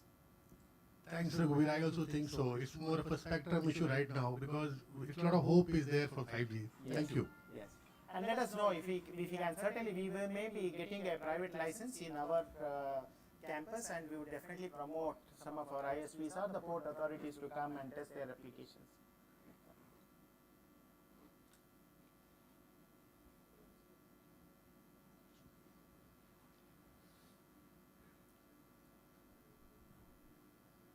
In one of your slides, you have mentioned about the developer facilities. Can you throw some more light what kind of facilities Intel is providing to the developers? It's always good to get a question from the speaker and the senior members. Thank you so much. So the developers always have the problem what we are trying to solve.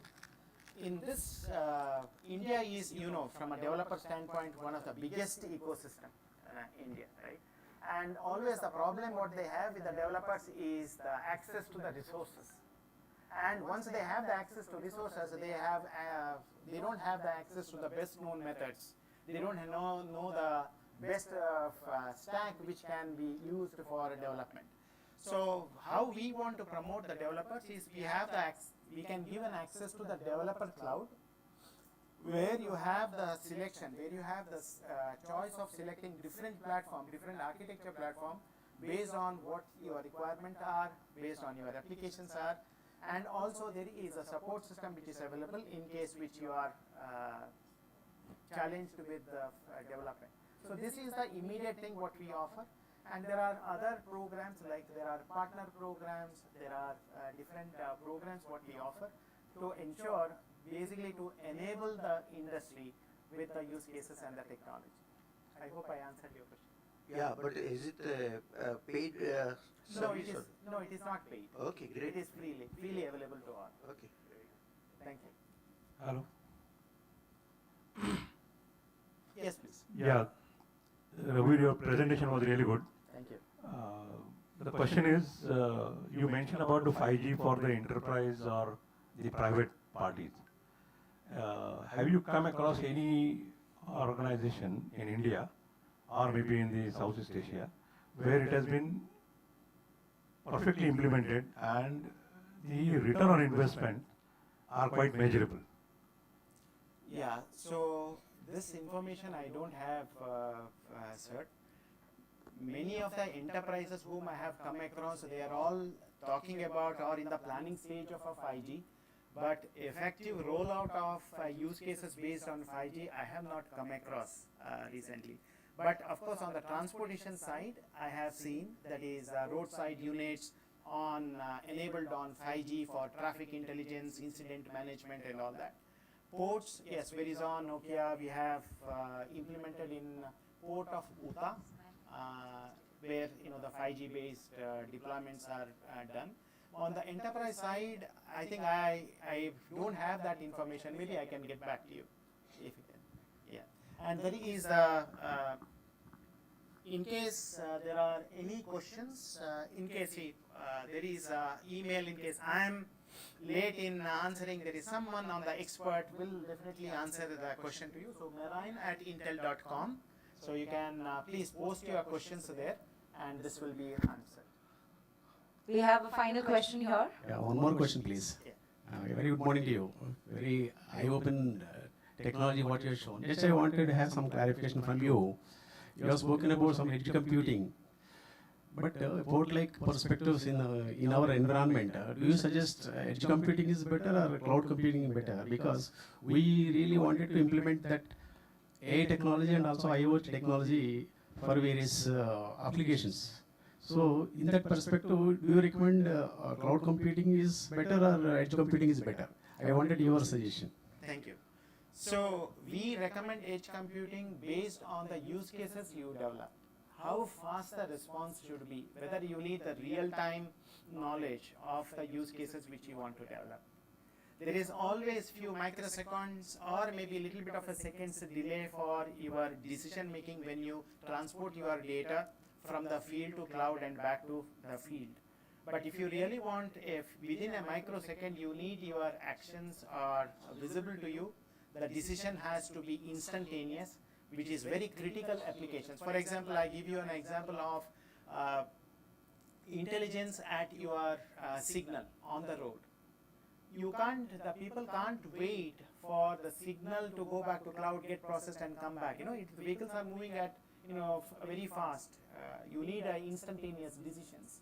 So for that, we recommend edge computing. Similarly, on the port side, maybe the crane operations or maybe the container tracking, you need more instantaneous, real-time information in hand. Certainly, edge computing is better.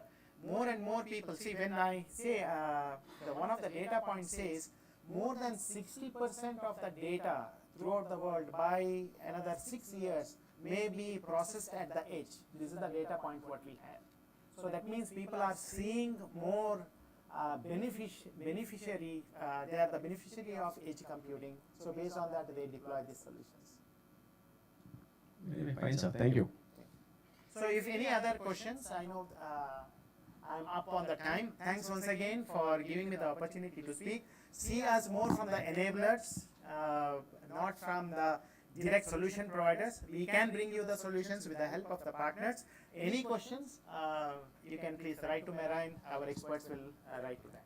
All right, definitely everybody feel free to take down your internet, the email ID here for any other further questions. He will be, or anybody from the team will be available to answer your questions. Well, Mr. Madhesta, I request you to kindly be on the stage because we are honoring you with the momentum over here for getting us this informational session here. So I request Commander Upesh Kumar Sharma, the Director of Ministry of Port, Shipping and Waterways, Government of India. Well, a huge round of applause, ladies and gentlemen. And let's present the momentum to our speaker.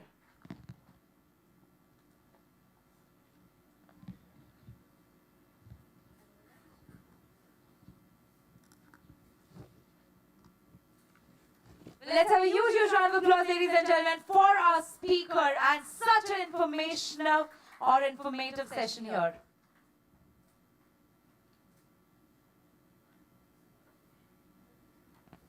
Thank you so very much, sir. Well, ladies and gentlemen, we have a lot more speakers coming ahead of us and letting us know a lot more information on our topics today. Well, ladies and gentlemen, before we continue with our next session, the next speaker, we have a short and a sweet break over here. A tea break for everybody. So 10 minutes break and everybody joins me back in 10 to 15 minutes. And we're going to start once again. Final information, I heard some phones ringing. Please keep your phones on silent. This is a due respect to all our speakers here. And we'll be joining back in 15 minutes. For anybody who wants to use the meeting room, there's a meeting room down the corridor. You can help yourselves with one-to-one or group discussion. Thank you so very much, ladies and gentlemen. Let's visit back in 15 minutes.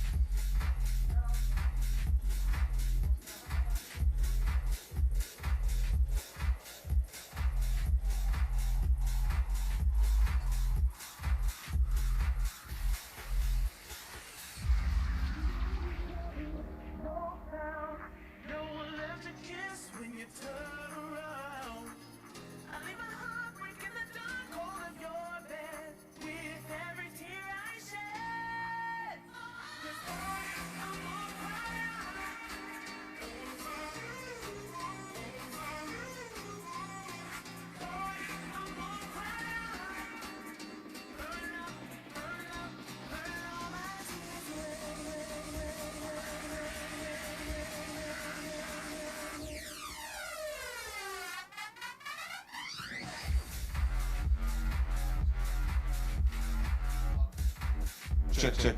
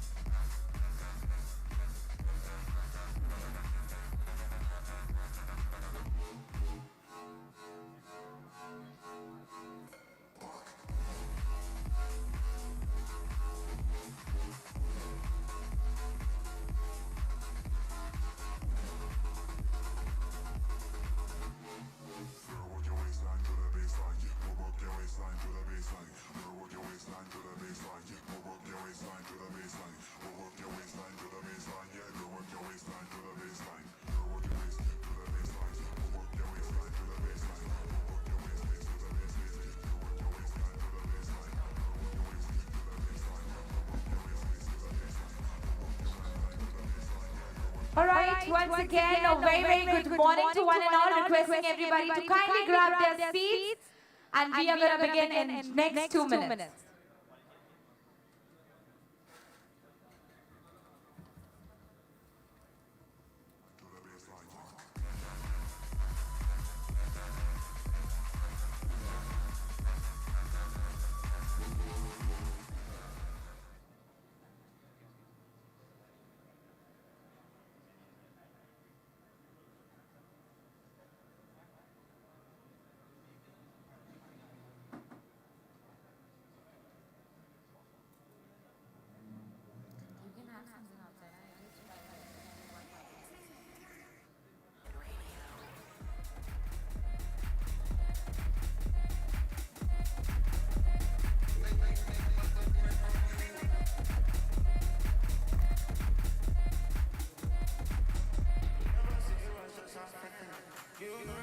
Well, ladies and gentlemen, I do believe there is a lot to be discussed here.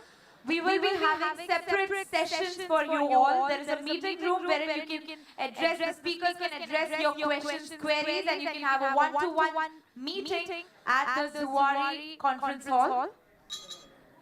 A polite reminder for everybody to kindly keep their phones on silent.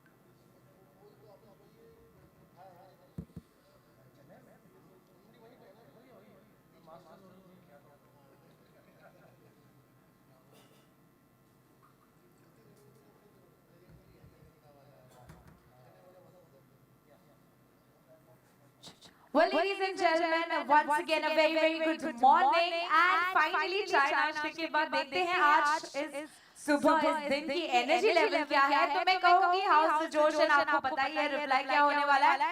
तो everybody house the जोश. Very very low लग रहा है मेरे को. चाय नाश्ता अभी तक डाइजेस्ट नहीं हुआ है. Once again, everybody, you know what to reply me when I say house the josh. Okay, once again, last time, everybody who's there on their phones, please keep it aside. And how's the Josh? That's more like it. Whoever said energy is, please keep it maintained in this hall. Well, today, we are having our next speaker who's going to come up next on the stage, the CEO of Nirmal Networks. Well, he will be speaking on the private 5G networks and revolutionizing ports, transforming them into smart and authorized ecosystem known as Port 4.0. Private 5G empowers ports to streamline operations, improve safety, and enhance efficiency and stability. The integration of autonomous systems, IoT devices, and real-time analytics sharpens the decision-making, cuts costs, and elevates ports, the competitiveness in the global trade. Well, ladies and gentlemen, with a huge round of applause, let's welcome on stage Mr. Abhijit Chaudhary, the CEO of Nirmal Networks. Zordar taaliyan ho jaye dosto for Mr. Abhijit Chaudhary taking over the stage.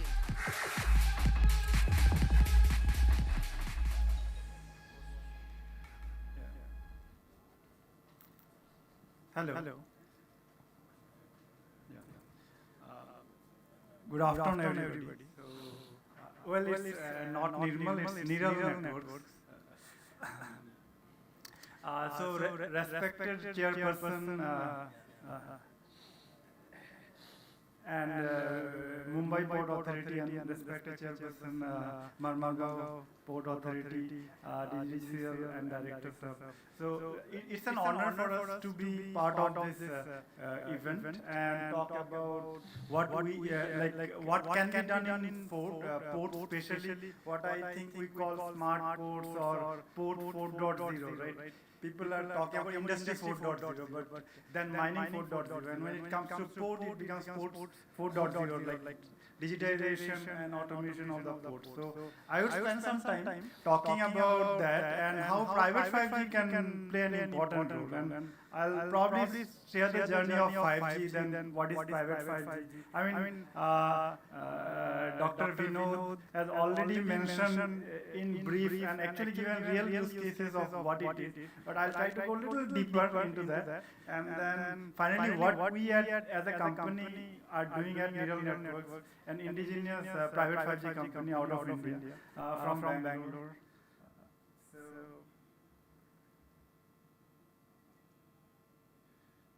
I'm sure all of us know what is 5G and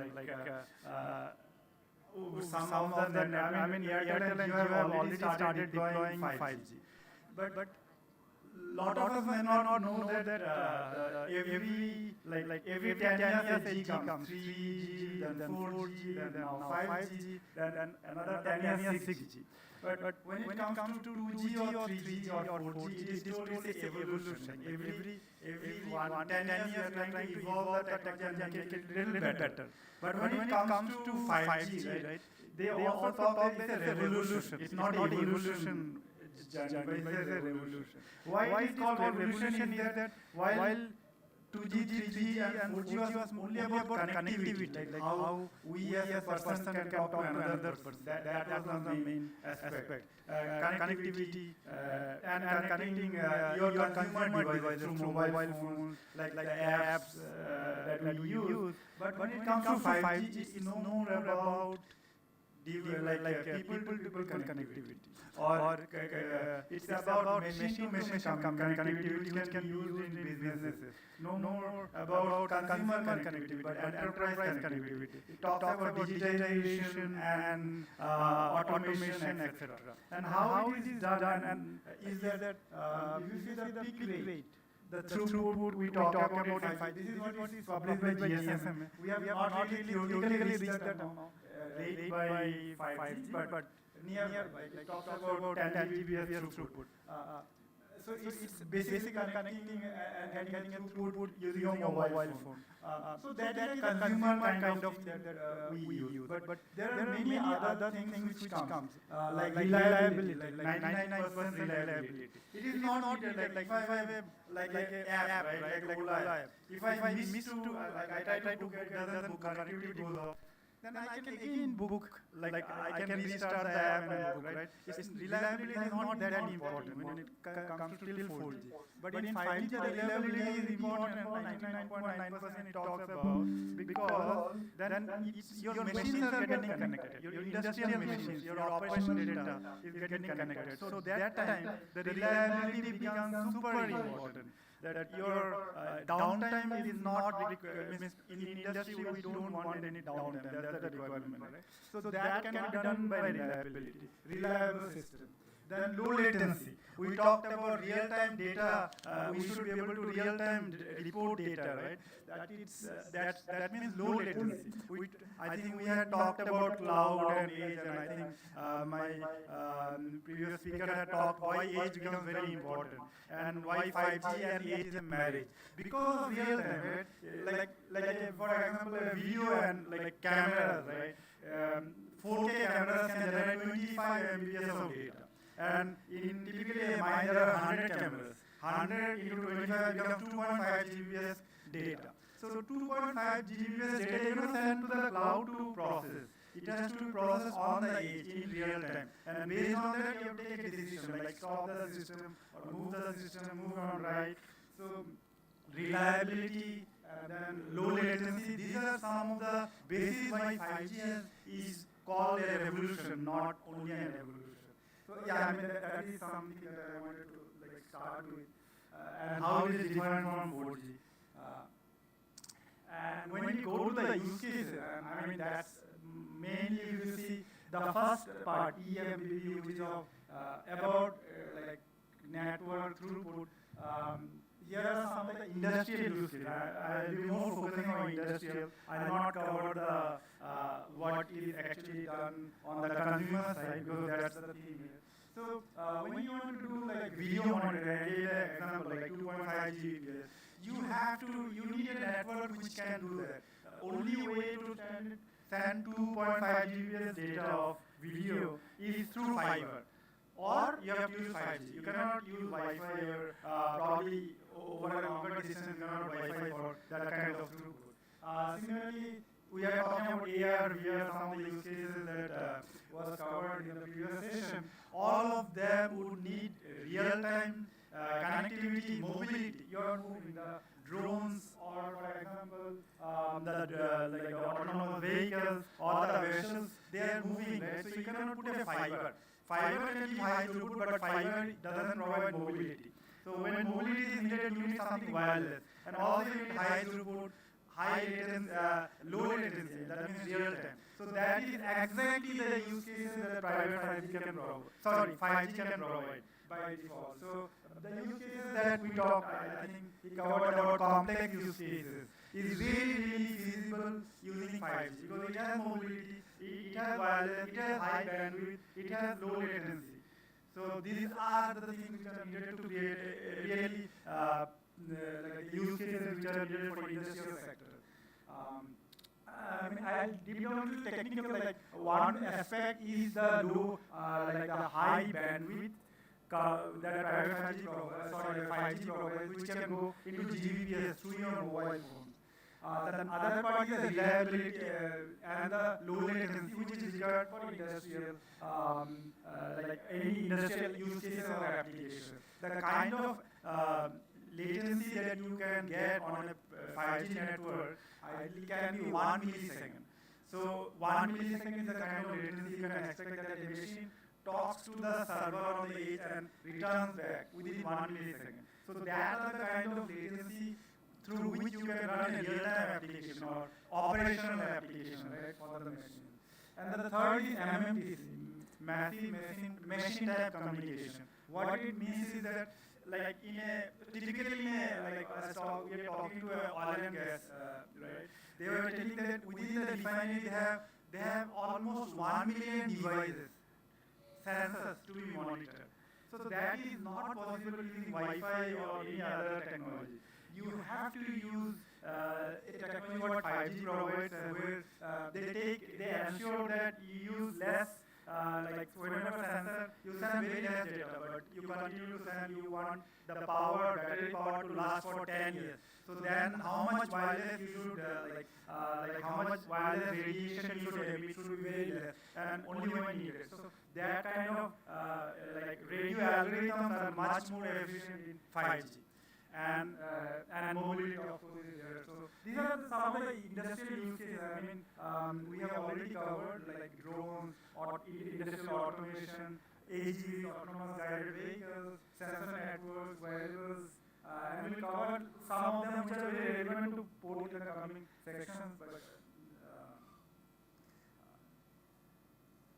so now I talked about 5G, but now I'm going to also tell that 5G by default is super complex. Like if you, and especially when it is a TSP, I mean operator network, like Jio or Airtel. So this, I mean, I have background of 20 years working with in the telecom and networking domain, work with operators, help them build products, deploy products, and I also worked with some of the OEMs like Cisco earlier. So actually, this is a kind of network. I mean, it's pretty complex, if you see. But some of the themes I'll take from there. So what happens is that your mobile phone has a 5G SIM, right? So this is on the other side. So that is the end equipment, user end equipment, or a CP, which has a 5G. It can be a drone, it can be a mobile phone. This is one side of the network. Then the next part of the network comes from the radios.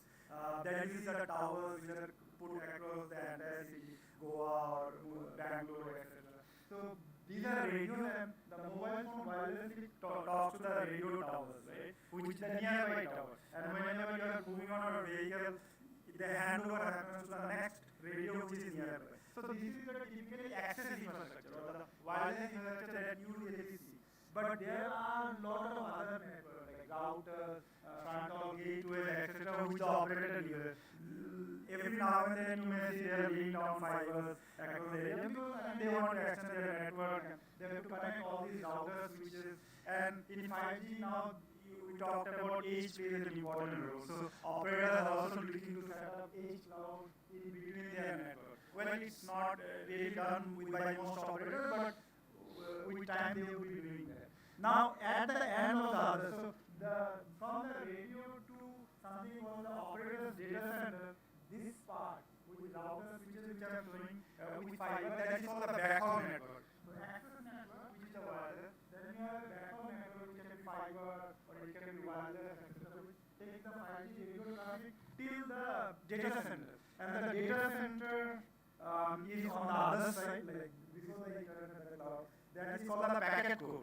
That's where all the 5G traffic comes to that, say, like for example, I am calling one, like another mobile. So my data, both of the mobile data would first go to the core, and then the core will do the switching and tell them, okay, I am calling X1, so the data has to be switched to X1's mobile, and we have to switch back. So all data will go to the, for example, when I switch on the mobile, when I land Goa airport and I switch on my mobile, right, the SIM connects to the radio connects to this network to the core, then my SIM gets authenticated, whether I am allowed to use Jio or Airtel or whatever SIM. So they will see in the packet core network, they will authenticate whether I am a legitimate user or not. If I am a legitimate user, after the authentication, they will give me an IP address, and the IP address will come to my mobile. So after that, you are able to do data sessions, right? So the packet core is the heart of the system. So it kind of aggregates all these radios, all these user and devices. It does the authentication, mobility management, all the things are done, and also it does the internet connectivity. That means after the packet core, you can connect to the internet. So that's the third system, and then you have the internet. So the gateway, you can connect from Jio to Airtel or Jio to Facebook or So access, radio, backhaul, packet core. These are the four important parts of a 5G infrastructure, which the operator uses or any other even private 5G uses the same. And then from the packet core, you connect to the internet, or you can connect your use cases, which can be on the cloud or it can be on the operator's data center. But if you can see the problem, right? Like I was talking earlier, right? The surveillance camera, like 2.5 Gbps data, sending to the operator's network in the cloud will process. Lot of, so first of all, having such a fat pipe to send that much data onto the cloud is very difficult. No enterprise really have that kind of fat pipe. Probably 1 Gbps to 10, they may still have based on the use case, but it's extremely difficult to ensure even the SLAs that if you want within a 1 millisecond, you cannot be guaranteed in this kind of network. Unless there are a lot of edge networks in between. So, and the security. It's a public, the data, whatever you want to keep will go to the public domain. Lot of industrial operational data are private and secured. You don't want those data to go to the cloud. So, that is where, though 5G has got deployed, what we see is that on the enterprise, on the industrial sector, they are talking about something different. And that is what enterprise 5G we talked about, or Dr. Vinod mentioned earlier, or private 5G, or like captive network, captive private network. Is nothing but creating the same 5G network which operator has, but only for the enterprise. The enterprise, for example, here I am showing a mining use case. That's how we started the company. Most of our initial use cases were very little bit mining focused because we were talking to a couple of mines in the beginning. So in the private, like what happens is that here in the mining or any private 5G use cases, Lidl, we as a company do the end-to-end solution.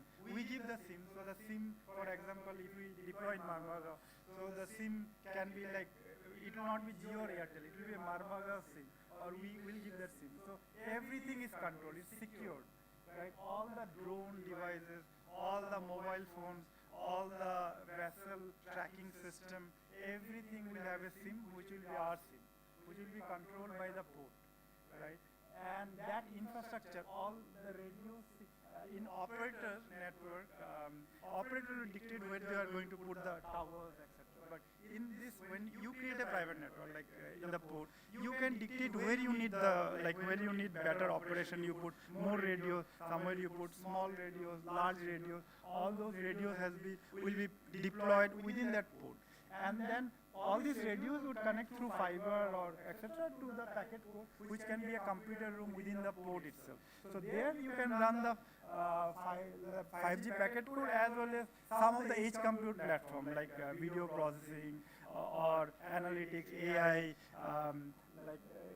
like monitoring, all those things. You can do everything you can do in a private network within your premise. You don't have to go to the outside your enterprise at all, unless you want some data to go to the internet. Like you want to store data. Let's say you want to do a lot of analytics over 1 year or 1 month, right? That kind of bulk storage data can be sent to a cloud for different AI processing, which can be done separately. But any real-time processing would be always done within the port itself or within the enterprise itself. So that's how it works, and that is what we provide. We provide an end-to-end solution for private 5G, starting from the SIM to the like from the infrastructure side, of course, the radios, and we have our own product on the edge compute or packet core platform, and a dashboard to manage your packet core, the private 5G as well as the edge cloud platform. We provide that. And whereas our partner, we have a partner ecosystem also who provides 5G drones, all 5G enabled stuff. I mean, for example, Intel also is our partner. We are part of Intel's partner network. So we have a lot of partners to create the end-to-end ecosystem. We are a company which has been initially funded by DOT, so we are based out of Bangalore, and now we have done, are doing deployments in mining and also in power grids. We are we see ports, airports, and then manufacturing, metal steel manufacturing are very key use cases that we are looking at. We are also trying to work on strategic sectors that with the government, for like railways, for example. And one of the challenges I should mention, and I think Dr. Vinod also mentioned, is the spectrum, right? The spectrum policy in each country is different. For example, we have also focusing on Europe at this point, and most of the countries in Europe have a very good spectrum policy. That means any enterprise, like Germany has around 100 private 5G enterprise license owners. That means Germany is very well known for automobile, right? So many German companies want to set such private 5G network for automobile, for example, or ports or any of them. So they have gone to the government and got the spectrum, and now they can create their own private 5G network, and they have to pay for the spectrum fee to the government. It's not only in Germany. I mean, we like France and UK, all of them have similar policies. US also has a different policy, but there also spectrum can be used. In India, there is a challenge at this point, and I think that's what we are trying to circumvent. And we are also working very closely with the government of India, because they initially had funded, given multiple grants to us too. So we are working very closely with the government. So in India, the thing is that only companies who were part of the auction can be given spectrum, or like whatever spectrum that government gives directly to the organization, like railway has a spectrum, defense has a spectrum. There are some more entities which have spectrum. I'm sure the ports, especially the PSU ports, have they may be also able to get spectrum directly. I'm not sure, but there may be a provision, because I see railways have a spectrum, and strategic needs spectrum can be given, I think. In India, to circumvent that problem, what we are trying to do is that work very closely with the operators, because who are part of the spectrum auction is operator and Adani for 5G. Adani has a spectrum. They got it because they were part of the spectrum auction, I mean. So with operator, we are trying to work closely with BSNL. BSNL had put a CNPN license partnership last year, I mean last IMC actually posed that. So that means BSNL spectrum, we can take, or any CNPN partner can take BSNL spectrum and then use that spectrum to create an end-to-end private 5G network. So BSNL will not do the radio here. We as a CNPN partner can do the end-to-end solutioning and providing the solution. But the spectrum we have to take from the end entity has to get it from the BSNL. So BSNL will only provide the spectrum. So this is one go-to-market we see, I mean overall how to really deploy the solution. Apart from that, we are also trying to work with the other operators for the spectrum. So one thing, like yesterday I had visited the port, thanks to Dr. Vinod and Sandeep ji for arranging that. So one thing I have visited manufacturing plants, metal steel manufacturing plants. I have visited like power grids. I have visited mining sector too. But one thing what I found, ports and all these sectors, port is an amalgamation of all this. Like this was my first visit to a real port. Though I have we have been studying this, but physically we have not visited. So when I went to the port, of course the port is there, but then you have private like berth operator like Adani, or like in this case Adani, and I think JSW is managing some of the berths. So you have private operator managing some of these berths. Then what I could see is that there are some there is a mini kind of like what you see in an airport, because you are setting a terminal for like cruise operators, people to enter immigration. This is like a mini airport kind of thing.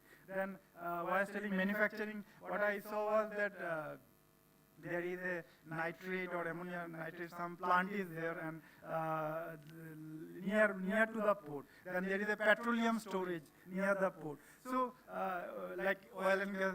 So there are small storages or some plants which is actually required to be there near the port. So that is what I saw, even part of the airport, because immigration and all. So that way, port is not only port, it has small of manufacturing, small part of manufacturing, small part of refinery, etc. within itself. So I found that it really makes a lot of sense for private 5G here. I mean, as an infrastructure to provide a overall connectivity for all these operators. One is the berth operator can use the infrastructure provided within the port for the private 5G. They can use it for their own digitization. Then for the manufacturing plants or the storage facility for petroleum, etc. They can also use the private 5G infrastructure provided within the port to actually connect their devices, etc. Into the same private network. So obviously I would be happy to get more comments and understand the ports better, but I definitely see that there is a huge potential for ports. Okay, so so why companies are looking at private 5G, and I think it's more or less covered earlier too. Efficiency, to improve efficiency, productivity, safety, security, of course cost, and ultimately the ROI, right? You may have to, the CapEx, the OpEx, all of them ultimately has to ensure that the ROI, the return of investment should be great. So that can definitely done over time using optimizing the operational effectiveness using private 5G, because that's the, I think overall when I talk about any of the industrial use cases, what people are looking at is ultimately increasing the ROI, and even if the investment initially may be higher to create a new infrastructure, like you already have a one of the company, as we are talking to, has a Wi-Fi infrastructure, and they have invested heavily. But now, to increase the ROI, they are looking at actually moving to private 5G. Yes, they have to invest again, but they are looking at a long-term ROI. I'll give you one example just to like why this ROI and why I'm talking about. When I visited a port, I mean the mining, and again it's relevant to ports also. I mean I see a lot of relevance of mining to port. May not be the security aspect per se because mining is much more hazardous, but overall usage perspective is similar. So they have a narrowband walkie-talkie based communication for voice communication. So they use a narrowband way to do this Tetra kind of talk. Then they use vehicle tracking. They were using Wi-Fi, but Wi-Fi cannot scale for really vehicle tracking because that is a 5 square kilometer area. You cannot put Wi-Fi access point every 30 meters, right, to provide connectivity. So it does. But they have a Wi-Fi network. They have a Tetra network. These are two separate networks. Then for IoT, they are using a LoRa network. This is a third network. And then for surveillance, because it's high bandwidth, they cannot use Wi-Fi or Tetra and all this. So they have a fiber network. So 4 networks they have to manage. But like none of them are efficient. In mines you cannot put fiber because excavation हो रहा है, so it may get cut, right? Same thing. So there is no plug and play. Like if you take a 5G, private 5G, right? You have the infra, so you can plug and play a camera. I want to put a camera here. I have a 5G like SIM connected. I'll plug it here. Today the infrastructure changes. I take it out and put it somewhere else. That plug and play you are not going to get with fiber. And it is excavation is happening. So, so there are 4 networks in the mine to be managed. But when you replace with a private 5G, all of them are in a single network. So managing, just think, managing 4 networks for a mine, their main idea is to increase the productivity, not to manage the IT. Right? So that's why a single network to manage is very important, and that's where the ROI will really get improved. Overall, not only the efficiency.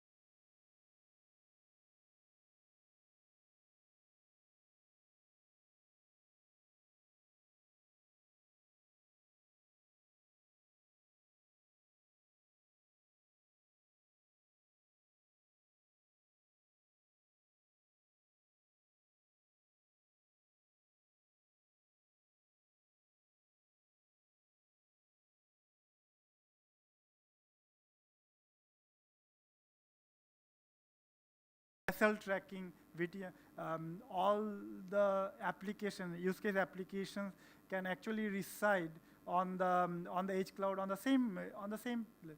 Some of the data can be sent to the cloud, whichever is needed. Whenever a container or a vessel is coming inside, the data they can use the private 5G infrastructure to send all the data, all the logging, etc. can start in this way. You can, like the buoy can be near the channels can be connected with sensor to get all the sensor data that you want to connect, vibration data, etc. of the sea can be connected. And because it's wireless, you'll get all the report in real time, and you can decide what is to be done on the data. And we have the controller through which you can remotely manage the private 5G. All are secured because it is using private 5G SIM. Geo SIM will not work. So all the devices that you want to be connected would be put to the private 5G SIM, and all data would come to the cloud within that site, and you can monitor real time all the applications.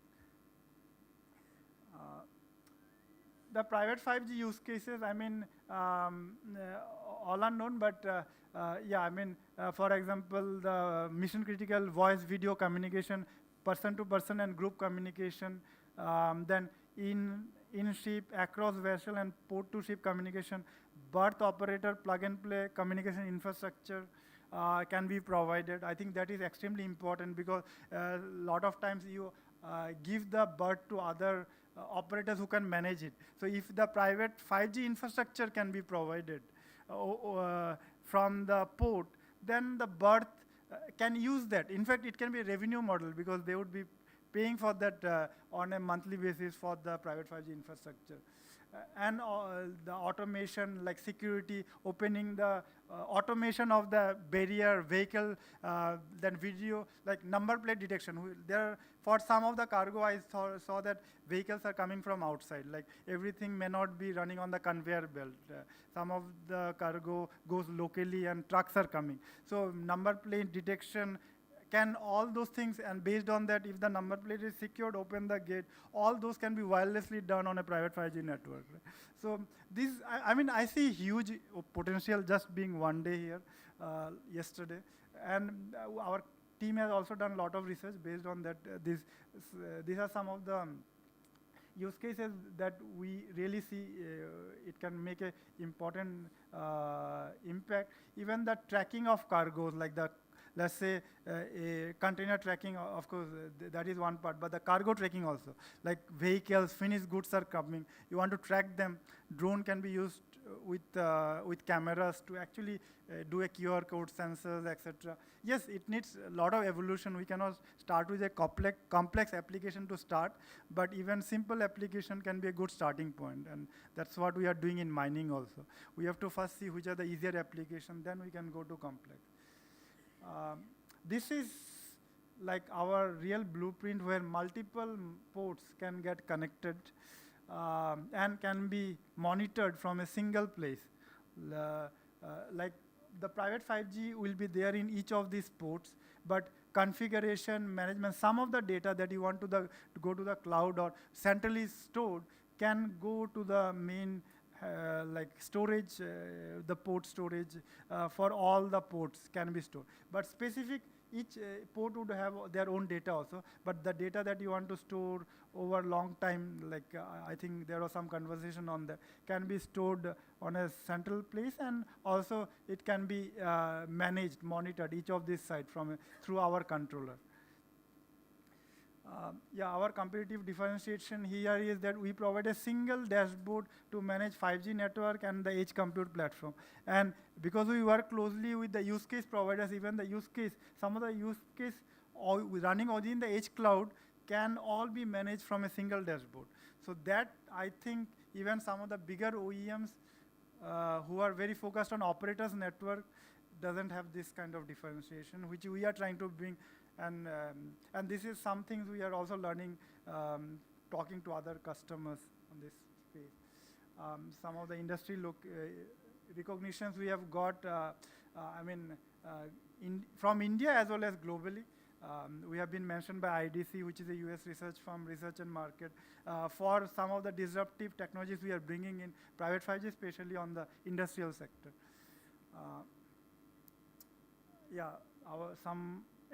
See, we work with various partners to create the use cases. So we work with around 14 radio vendors across the world, in India, Europe, Taiwan, and US, to create the entire private 5G infrastructure, the radios, for example.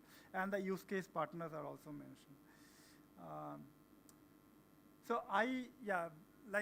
Till now I was talking about the technology. I wanted to spend a little bit of time on some of the case studies. So, yes.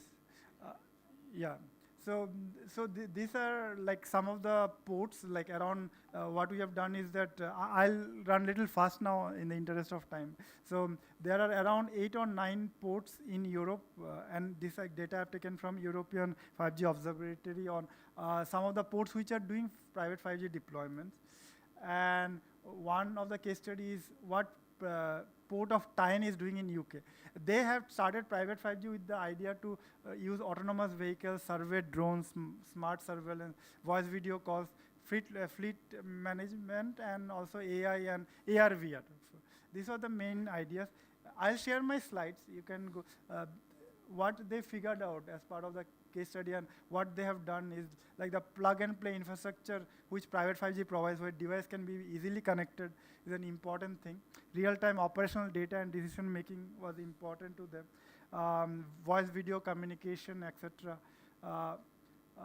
Cargo equipment tracking, so wearables, AR, VR usage. So all these are covered. Voice video, push to talk application. These are the things they are using in Port of Tyne, which is in UK. Then the other is Port of Southampton, UK. So they have a pretty big place, and they are using it for digitization and use cases. So with this I'm ending. So any questions I'd be happy to answer, or I'm done.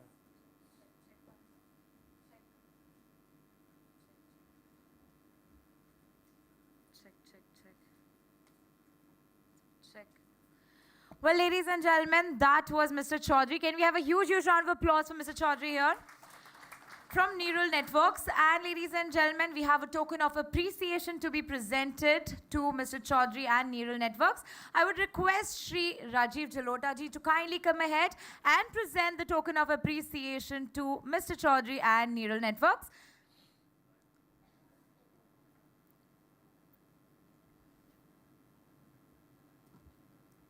Check.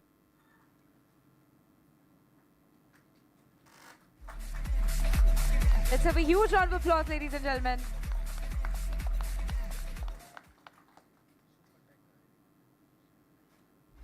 Thank you. Well, that was indeed a very informative session on 5G and how it can be a backbone to the industry. Well, ladies and gentlemen, we will be also having... Sure. He has a question. Sir, since we are a little bit restricted on time, we will be having one-to-one sessions. I will make sure he's available with us after the function as well. But I think we'll take up one question from you. And anybody else, if you all have questions, sir, I would request you to kindly note it down because he'll be available for a one-to-one session as well. Yes, sir? Sure. So your question, please. Yeah, thank you very much. This very interesting presentation. My question is, what will be the cost of the frequency spectrum for this? Because why I am telling, you have told many 4 networks, you brought it into the one single network. As such, we are facing in our organization almost 9 crore we are facing as a spectrum license renewal every year. So this is an add-up cost to the infrastructure, whatever we are establishing. So what, from your experience, will you able to say about how much it will be the spectrum charges for this? Because spectrum charges in India is very costly. Yeah, the question was about spectrum charges. So even that is something which is, I don't have enough information, but based on the information that we have got, like for example, with BSNL, we are trying to work with them as part of this. So I think the infrastructure cost, how much is the infrastructure cost? 40% of that charge they are putting for the spectrum. There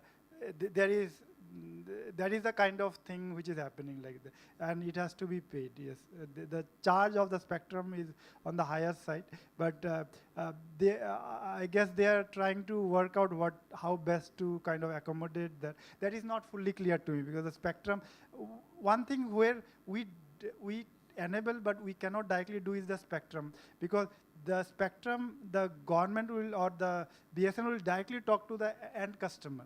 We can enable that, but though the CNPN license is there, but they will directly talk to that. So there we cannot, we don't have much visibility at this point.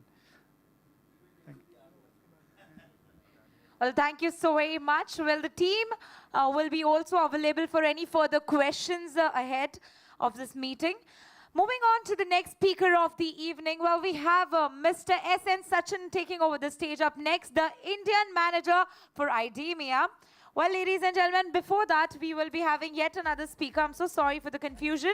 We have Mr. Sean Rodriguez, the general manager of IDEA 4H. He will be speaking on the evolution of port management and productivity using the drone technologies. Let's give him a huge, huge round of applause, ladies and gentlemen.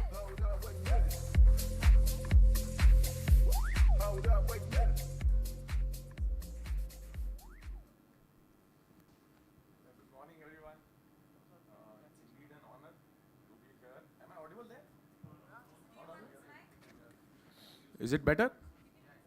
No problems. So, yeah, good morning, everybody. It's indeed an honor and a pleasure to be here.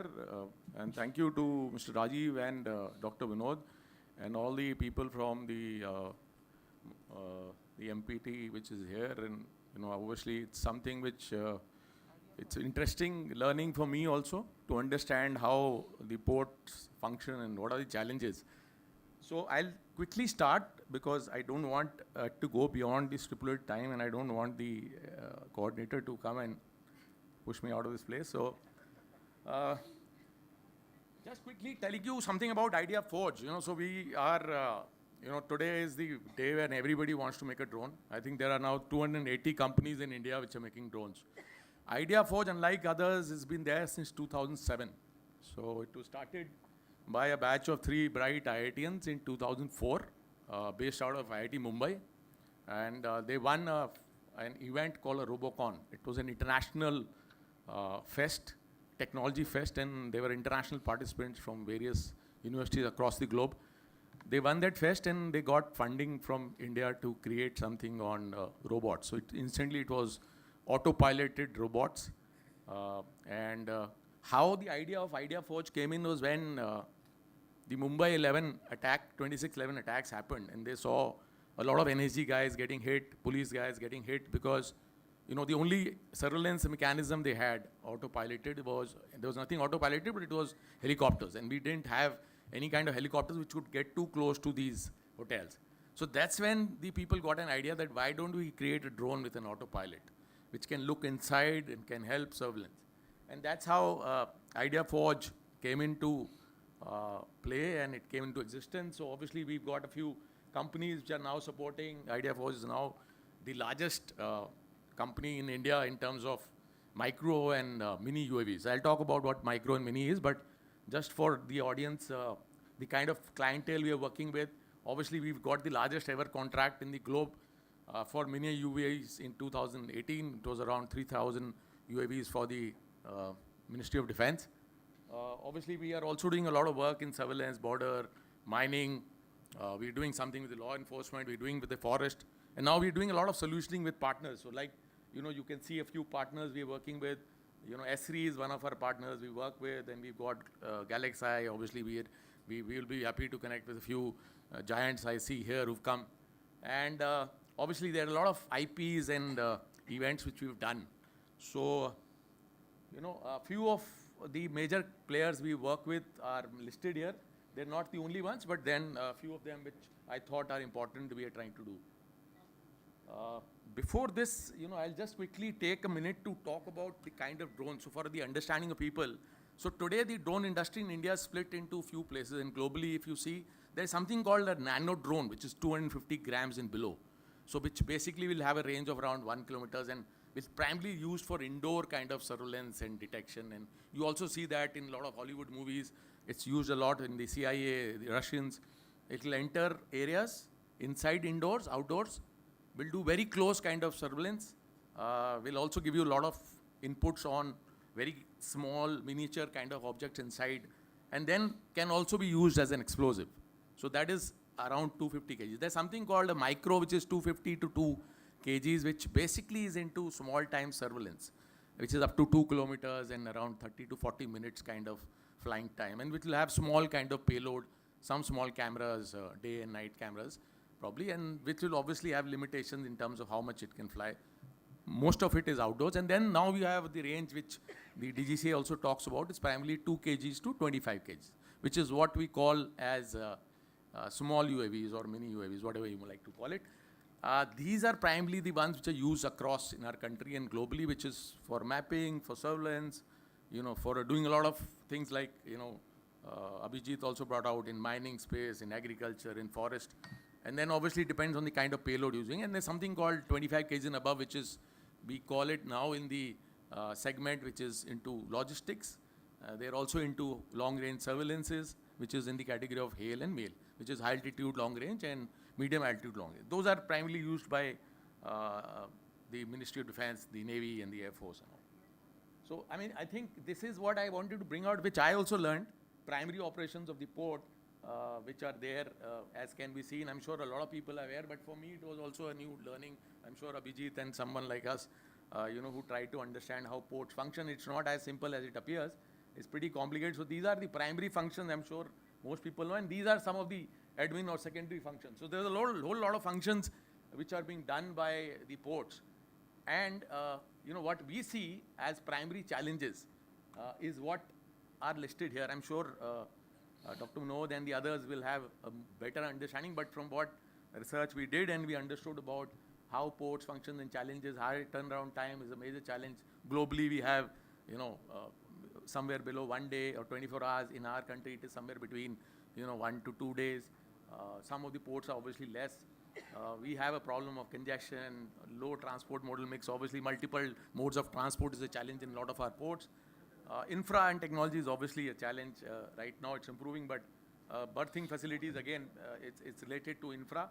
And obviously technology in terms of IT and all, which is being used. So now how do we see use of UAVs in port management? So just to give an understanding of how these work, so you have something of a UAV and then is something of a high range communication box, something which our friend Abhijit and the others help us with. And then you have a ground control station like a typical tablet and all. And then you'll have few of these, payloads, various types of cameras, and then they are obviously integrated and the input comes onto the GCS. So typically how a normal, and a Bluefire Live is something which is basically created by us. It's live streaming of, data from the drone to the GCS without having to store it on the drone. So how do we look at it? Which are the areas we look at it? Obviously, cargo area, hold inspections is something where drones can be used. Single point mooring is something again where, we feel that the drone with the photogrammetric point cloud imaging processing solution is something can be done. It's being done globally. We haven't yet done it, but it is possible. Inspections, obviously, like we were talking about cranes and other places. Encroachment, a lot of areas where we know illegal encroachment is something which can be done. Maritime surveillance is something which is very, very possible and easily doable with the kind of capabilities we already have in India in terms of day-night sites. Mapping and monitoring is one area we can do a lot in terms of using drones. With the kind of drones and the GIS satellite imagery, a lot of mapping work, construction especially in the port areas can be done.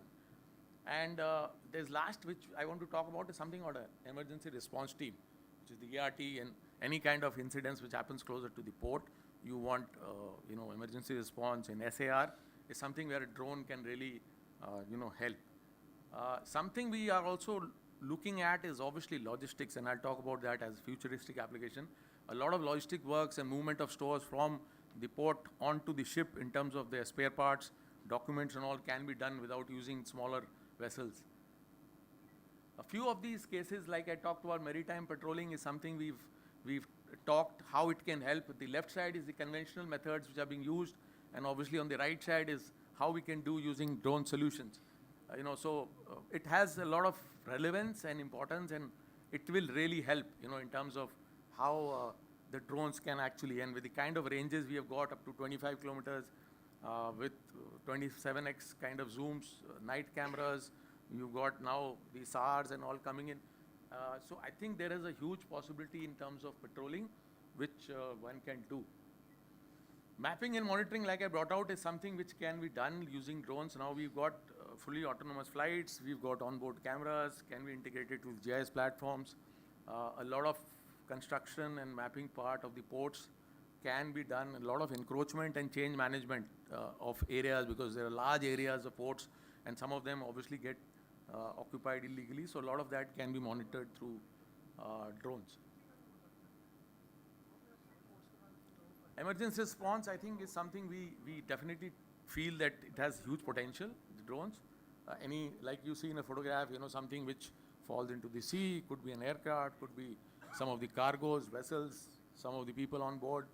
So any kind of a rescue mission which requires surveillance, and then obviously linking it to any of the rescue vessels can obviously be done. Integration and all is something which is possible with the available cameras and the radars which are being used. I think that's something one can definitely look at and do as part of, and these are all presently possible and with the kind of capability we have. This is something I want to talk about, what we've done in terms of our capability, as to how modern UAV solutions are in terms of accuracy, time saving, reliability, and time solutioning, as to how using a drone imagery and trying to overlap it using some applications, how you can try and do a check of the construction monitoring in any kind of a port.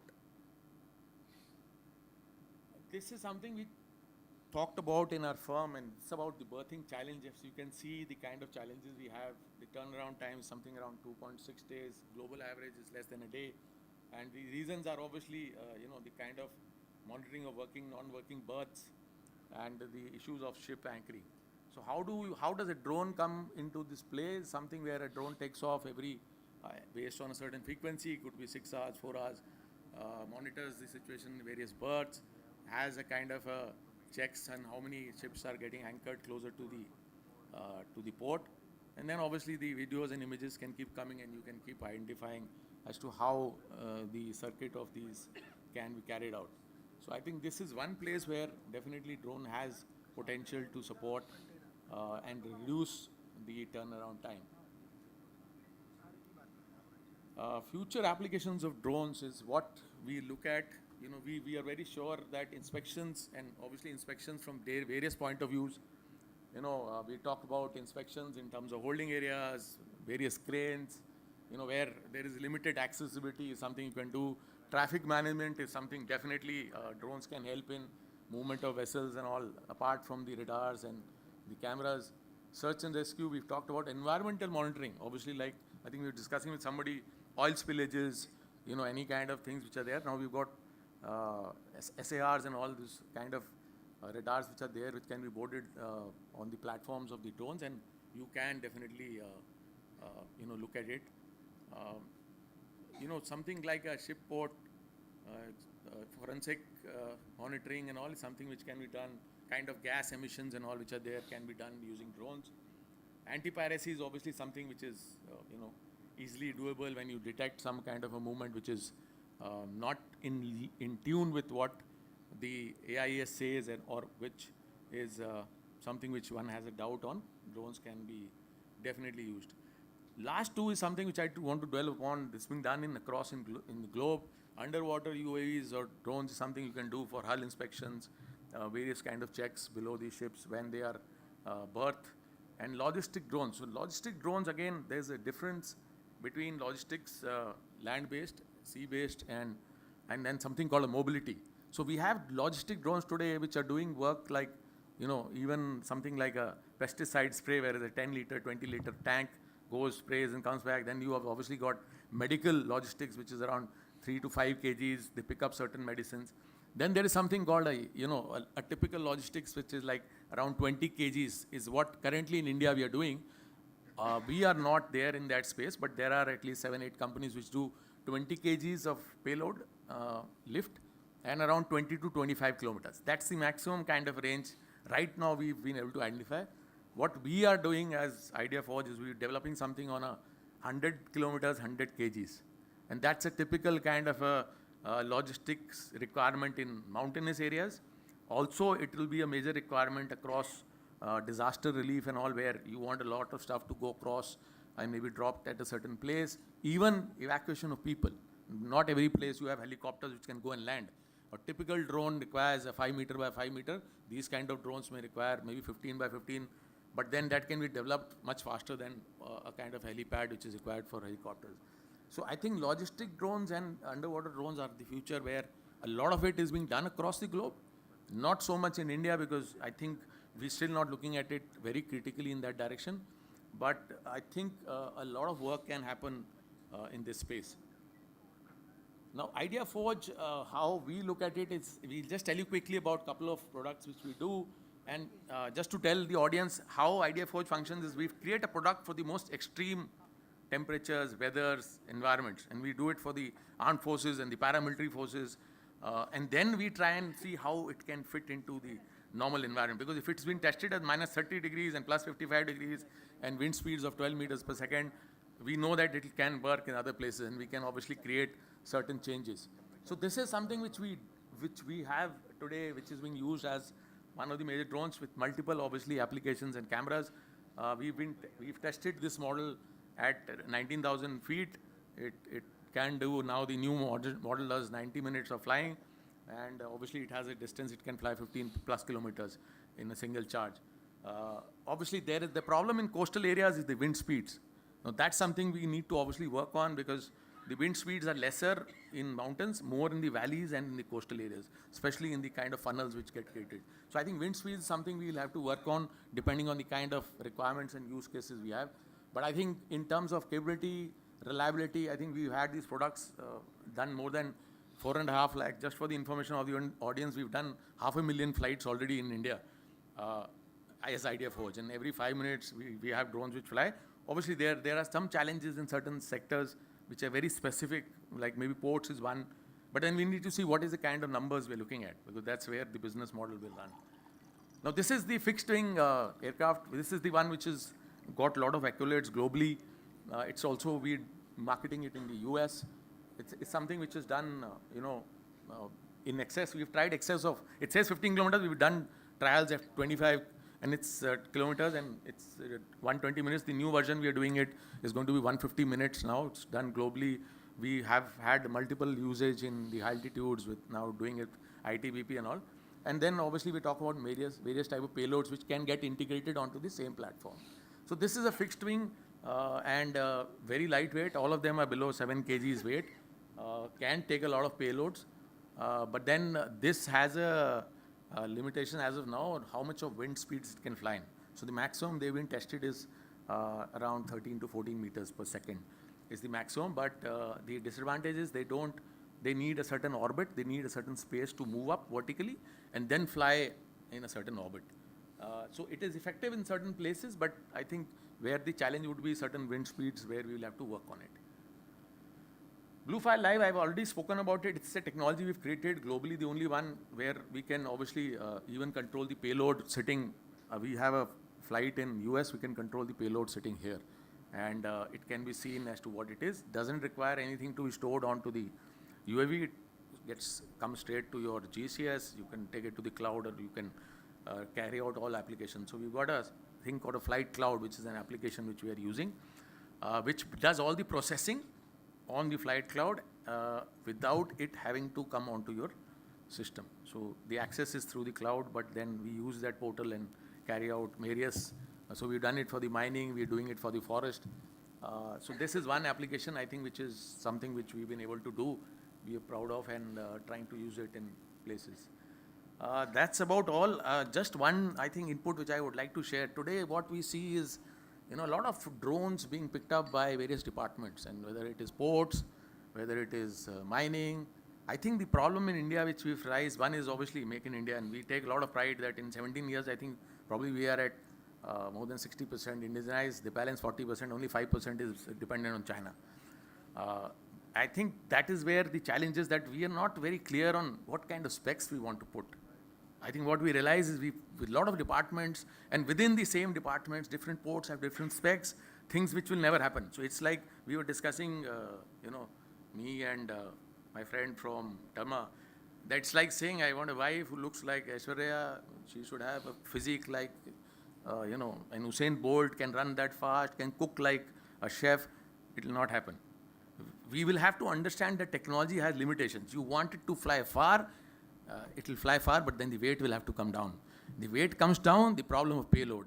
The problem of payload, then obviously the wind speeds. So please understand, if the wind speeds are higher, any light aircraft will have a problem, right? As soon as you say the ranges, we are right now working on a spectrum 2.4 gigahertz. Obviously, it is on line of sight. It goes beyond line of sight. There's a problem. You have to use another technology. Technology comes in, the money goes up. So you want it at 50,000, 1 lakh, but you want something else and multiple things. So there's a challenge. So today when we talk about an SAR, the product itself is worth 35 lakhs. Somebody will say that I want a drone which can fly at 20 kilometers, give me an SAR, do this, I want it for 5 lakhs. Can't happen, unfortunately. So my only suggestion to the audience is, there are subject matter experts. I'm sure there are a lot of them in the audience here, and there are some who are from the industry. We are happy to, try and fortunately we've been in the market for 17 years. We're more than happy to try and help at least standardize things. I understand there's a requirement in coast. You have wind speeds which are 30 knots, 35 knots. You will require something which can fly in that. But then we'll have to see it across. And obviously there will be some places where the wind speeds are more, some places it will be lesser. But, we'll also have to understand the kind of technology comes with a certain budget. And then there is something called reliability, after sales. You will have a Chinese product. I can bet on it. There are DJIs which are there in the market. You'll get it for 50,000, 1 lakh. But there won't be anybody coming around after 3 months. So I was talking to the DGP in Jaipur, and I was telling him, he was saying, pricing. I said, sir, I've come to you 4.5 years later. Your product was purchased 4.5 years back. And our teams come every time and do the service. Training of the same lot of people who have changed because the new guy has come. So every time we're doing that. I said, tell me a company, a DJI or a Chinese company, which will come to you after 4.5 years to talk to you and train your people. And the serviceability is 99%. One drone which went down was because they tried an anti-drone, and obviously there was a communication failure and it went down. But otherwise, we take pride in the fact that, out of those 4.5 lakhs, there's no product which has failed. Obviously, there might be specs on which it might not be 100% suitable, but then we take pride in the fact that if we've said that this specs is there, it can fly, it will be tested, it will be flown, and it will give you the results. And that's why we don't come out with the product, just because we want to come out with a product. So we take a lot of pride, and very happy to have this chance to have interacted with some of the giants like the Intel, and obviously we're coming up with some more speakers. We'll be happy to interact with the port authorities and the people. I am open to any questions one might have. I think I've probably finished it faster than what was required, but I think I'm making up for Abhijit, my friend. He'll owe me a beer after this.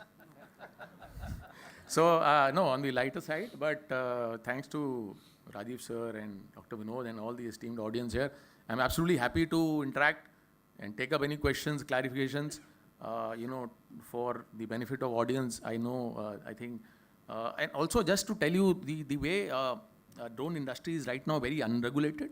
DGCA and the Ministry of Civil Aviation is doing a lot of work. In fact, as we are talking today, we have a drone expo in Delhi. And it's also an expo for the Homeland Security, and also our CEO is there because he's part of the DGCA core group on creating policies about drones. It's a very unregulated sector. A lot of people have come in. Everyone wants to fly a drone, from a movie, for a marriage, to anything you want a drone. And everybody thinks drone is drone. I mean, so yeah, urta hi to hai. It's not so, and it needs to be regulated. So there is again the issue of spectrum. There will be issue of no-fly zones. So we will have to be a little careful. And I think Make in China, what people don't realize is the payload and the processor, or the data storage or the data transmission, is the key to any drone. We've had cases where companies have given drones. Obviously, the the algorithms and all are known to the Chinese because it's a Chinese product. And when the drone was flying closer to the areas to China, the drone went that side. And the guy here sitting could not even control it. And I'm talking about a lot of these drones which are using manual capability, some of them autonomous. Fortunately, we take pride because we haven't had any dependence on China, both in terms of the payload as well as the autonomous. Incidentally, the co-founder Ashish Bhatt is the first guy to get a patent in India on autopilot for drones. So he takes a lot of pride. He says, I will not allow any other company to come and do anything on autopilots with us.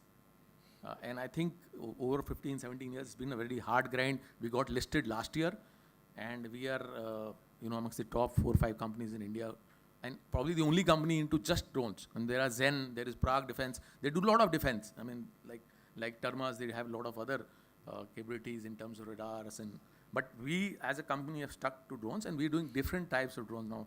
Obviously, and we're trying to do product solutions with forest and with mining, with law, and I think we'll be happy to do work with the ports. But obviously, the use cases are so many across various departments. It's kind of difficult to create solutions around each one of them. But for any large-scale technology solution and assistance or our inputs, we're more than happy to take pride in helping. And I think being Make in India, we will not be happier to help an audience, and with the kind of initiative Mr. Rajiv and Dr. Vinod and all are taking, more than happy to help and collaborate. Any questions anybody has? Otherwise, I think I'm done with my...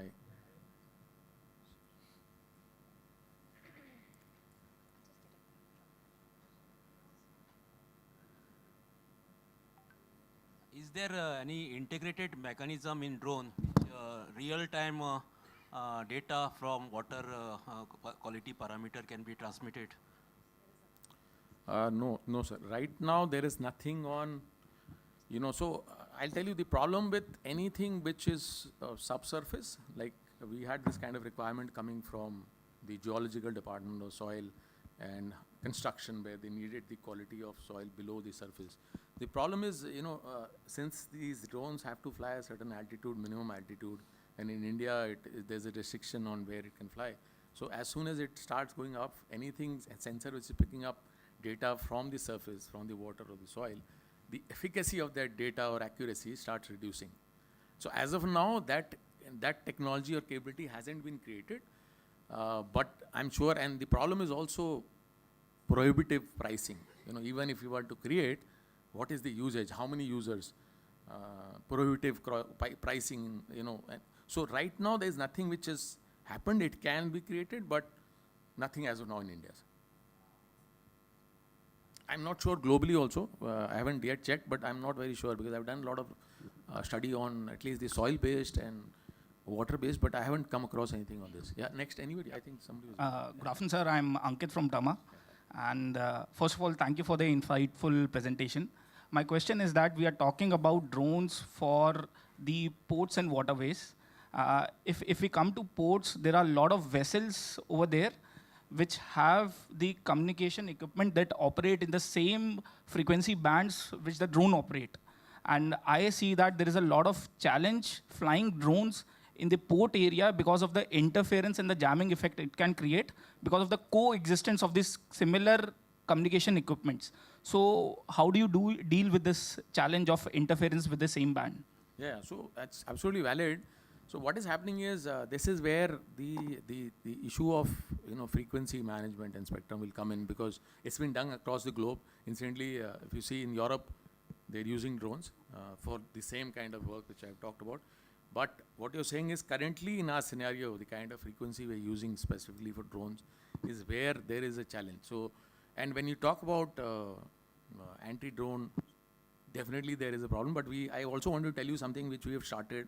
It's going to come out as a product, probably the only one in India, is a frequency hopping. So as soon as the drone detects that there is some interference on this particular frequency, it will jump, right? So within that band, it will keep hopping whenever it realizes. So even if somebody is trying to jam, it will not. The second thing we are developing is that when it is flying, it is dependent on GPS. So what it is doing is continuously it's taking photographs of the place it is flying over. right? And wherever it has to have a fail-safe mechanism, that means it feels that it has been jammed. It cannot communicate. There's a GPS failure. It will fly back at least because it's got the images. It'll keep picking up and matching that image and fly back to its place. Now, what we are also trying to do is, since all our missions are created from the GCS, before the drone takes off, you can actually map the mission so it can fly across and come back. The problem is from point A, waypoint A to waypoint B with the GPS failure. Obviously, we have 2 GPSs on most of these drones. But the problem is right now that how does it complete the mission if there is a detection of any kind of a jamming? So that's where we are trying to work on it. But yeah, I think where we will probably try and look at some kind of help is with Abhijit and the players like this, because I think a kind of a controlled network, communication network is going to be an important factor. But yeah, anti-drone is a reality, it will happen. But we are also trying to keep up at it, like frequency hopping I've told you is one. But yeah, GPS is another challenge. Satellite is something which can happen, but again, the cost factor. I'm not sure enterprise can afford it, it will be very expensive. I'm sure you are from that business of radar, you know how the technology and the satellite is expensive. Sir, my question for the our ministry official and as well as our chairman of IPA. Sir, Jalota sir, will it be possible to get a 5G technology as well as 5G spectrum and as well as drone systems apply at port level, sir? Because we are sharing with our Navy defense and all. So will it be possible? Whether we'll be able to get the permission from the Ministry of Defense to operate the drones in the ports? No, actually now when Dr. Vinod will be working on, so these points will be covered by him with the inputs from the relevant ministries. And fortunately we have in our ministry one Navy officer who has been on deputation. So we'll work on these issues. These are actually administrative issues. The bigger issues are different. So how the technology will get implemented. These things can be tied over. Because like in Mumbai, we have the vessel traffic management system where Mumbai port, JN port and Navy all share the data together. Sir, these 5G technologies and the drone systems are there in the market from 2018 onwards, sir. Whenever we are trying to go with that one, the first and foremost issue is coming for the permission. Then what he is talking about is making specs, standardizations. These are very, very important. Abhi, when you come to a decision, then there will be several things put before you, whether to go for a drone in your port, whether to go only with static CC cameras, they will be cheaper, whether LiDAR will be cheaper. All these things will come up and we will come out with some set of guidelines to help the ports to take very informed decisions in terms of their requirements, then cost of meeting that, and having some common guidelines. So we work on it. You please keep on raising these questions so they get collated and then we'll give you answers. We have seen real-time application of utilization of the drone system for the safety and security operations of the vessels, along with the that manpower existing in the port operations. That is example of the port of Rotterdam and port of Antwerp.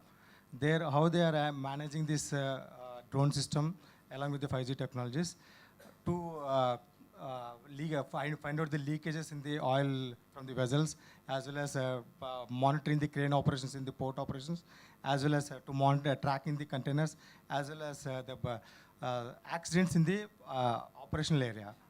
So it is already there is a proof of concept for the utilization of this 5G and the this drone system.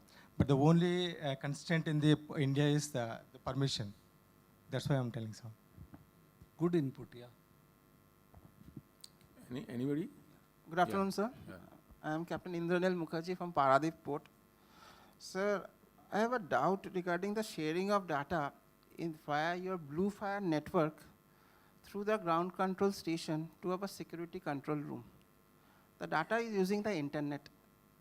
Because since the internet is coming in with various leakages issues, can't this data in some other, not by utilizing the Bluefire Live, can the data be brought in directly to the security control room of the CISF. No, so your point is absolutely valid. Now, this is where internet is always going to be a challenge, and this is where somebody like Abhijit and the private 5G networks is, because as long as it is in the open network, what I can tell you is that the data from the drone to us is encrypted, but obviously the internet has its own leakages.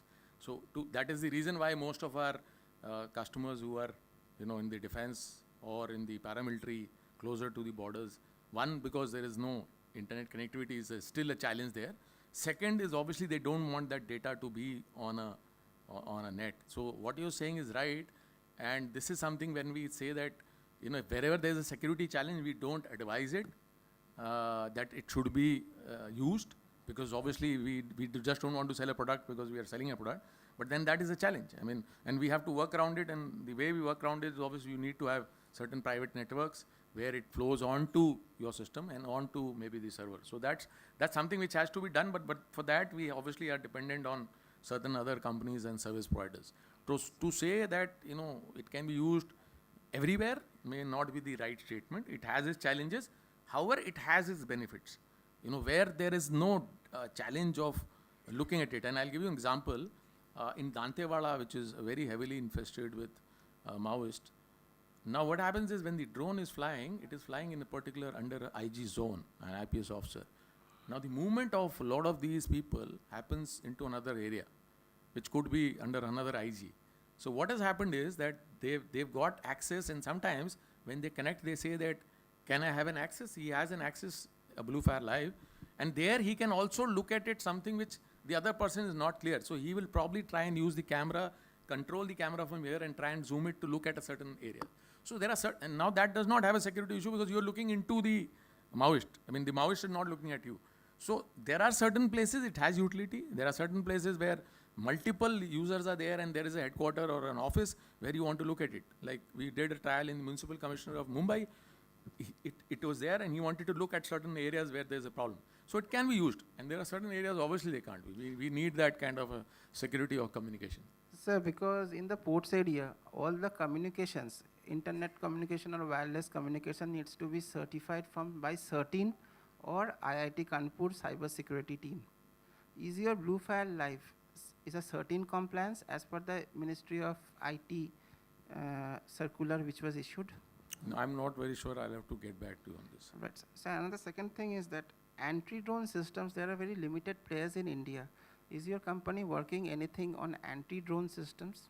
No, unfortunately, somebody also asked me a couple of days back.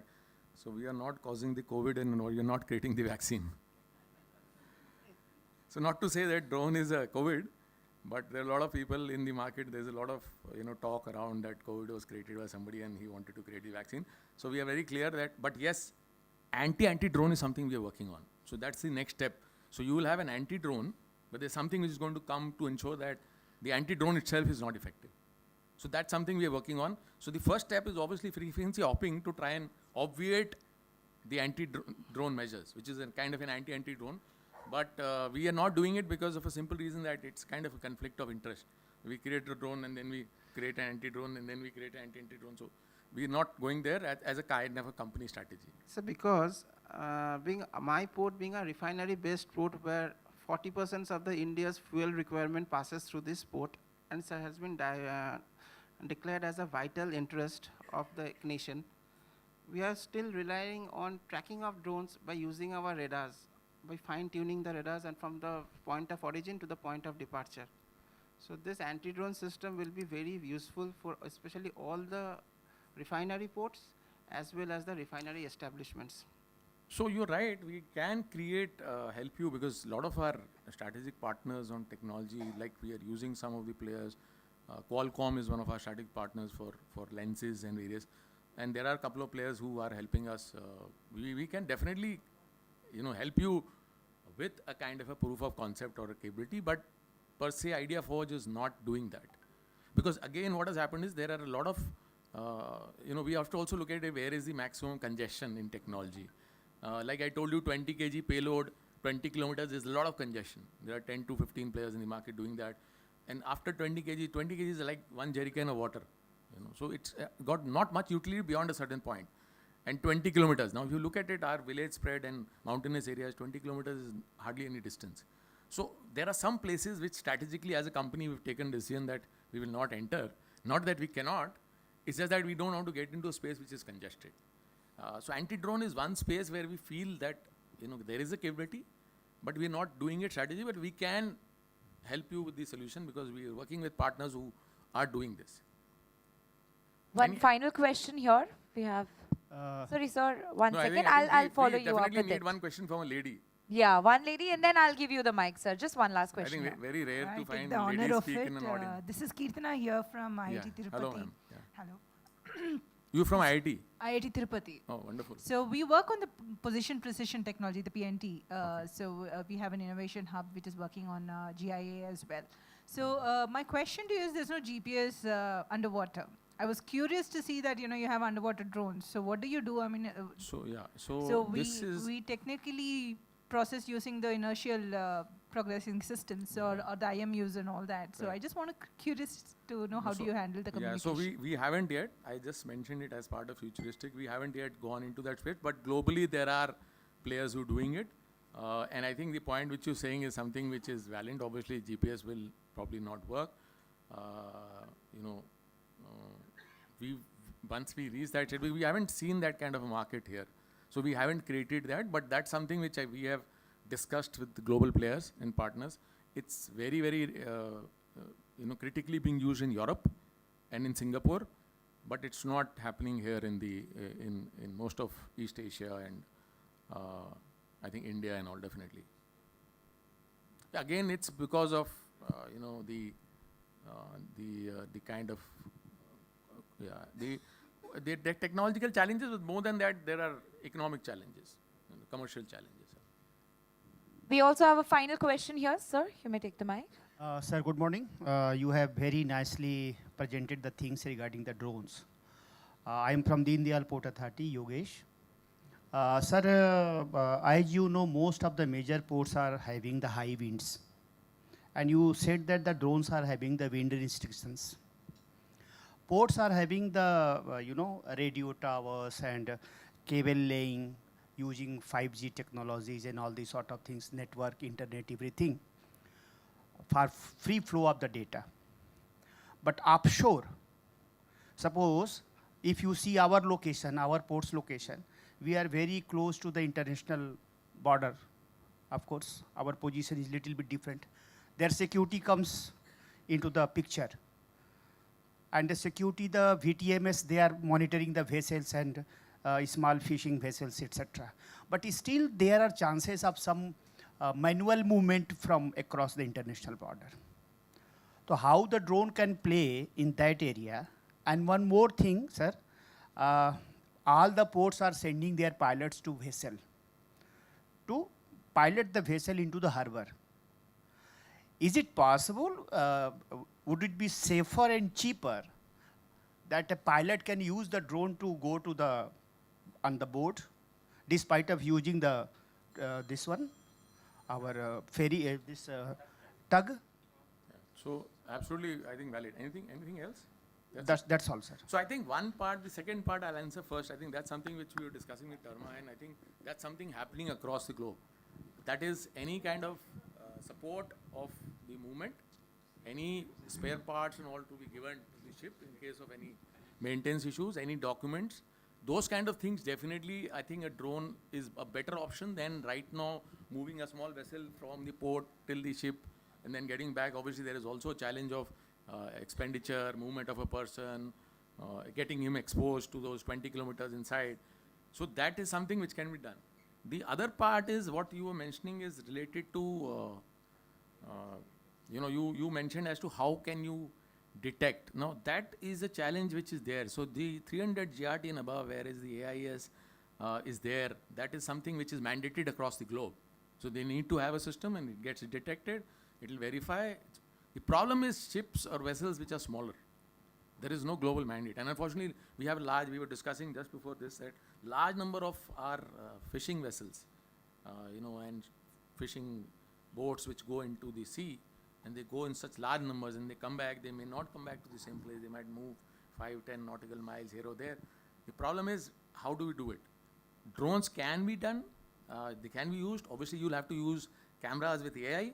You'll have to pick up the photographs, map it, match it quickly with the database which is there, identify the shapes, and AI based you can do. But the problem is the large numbers.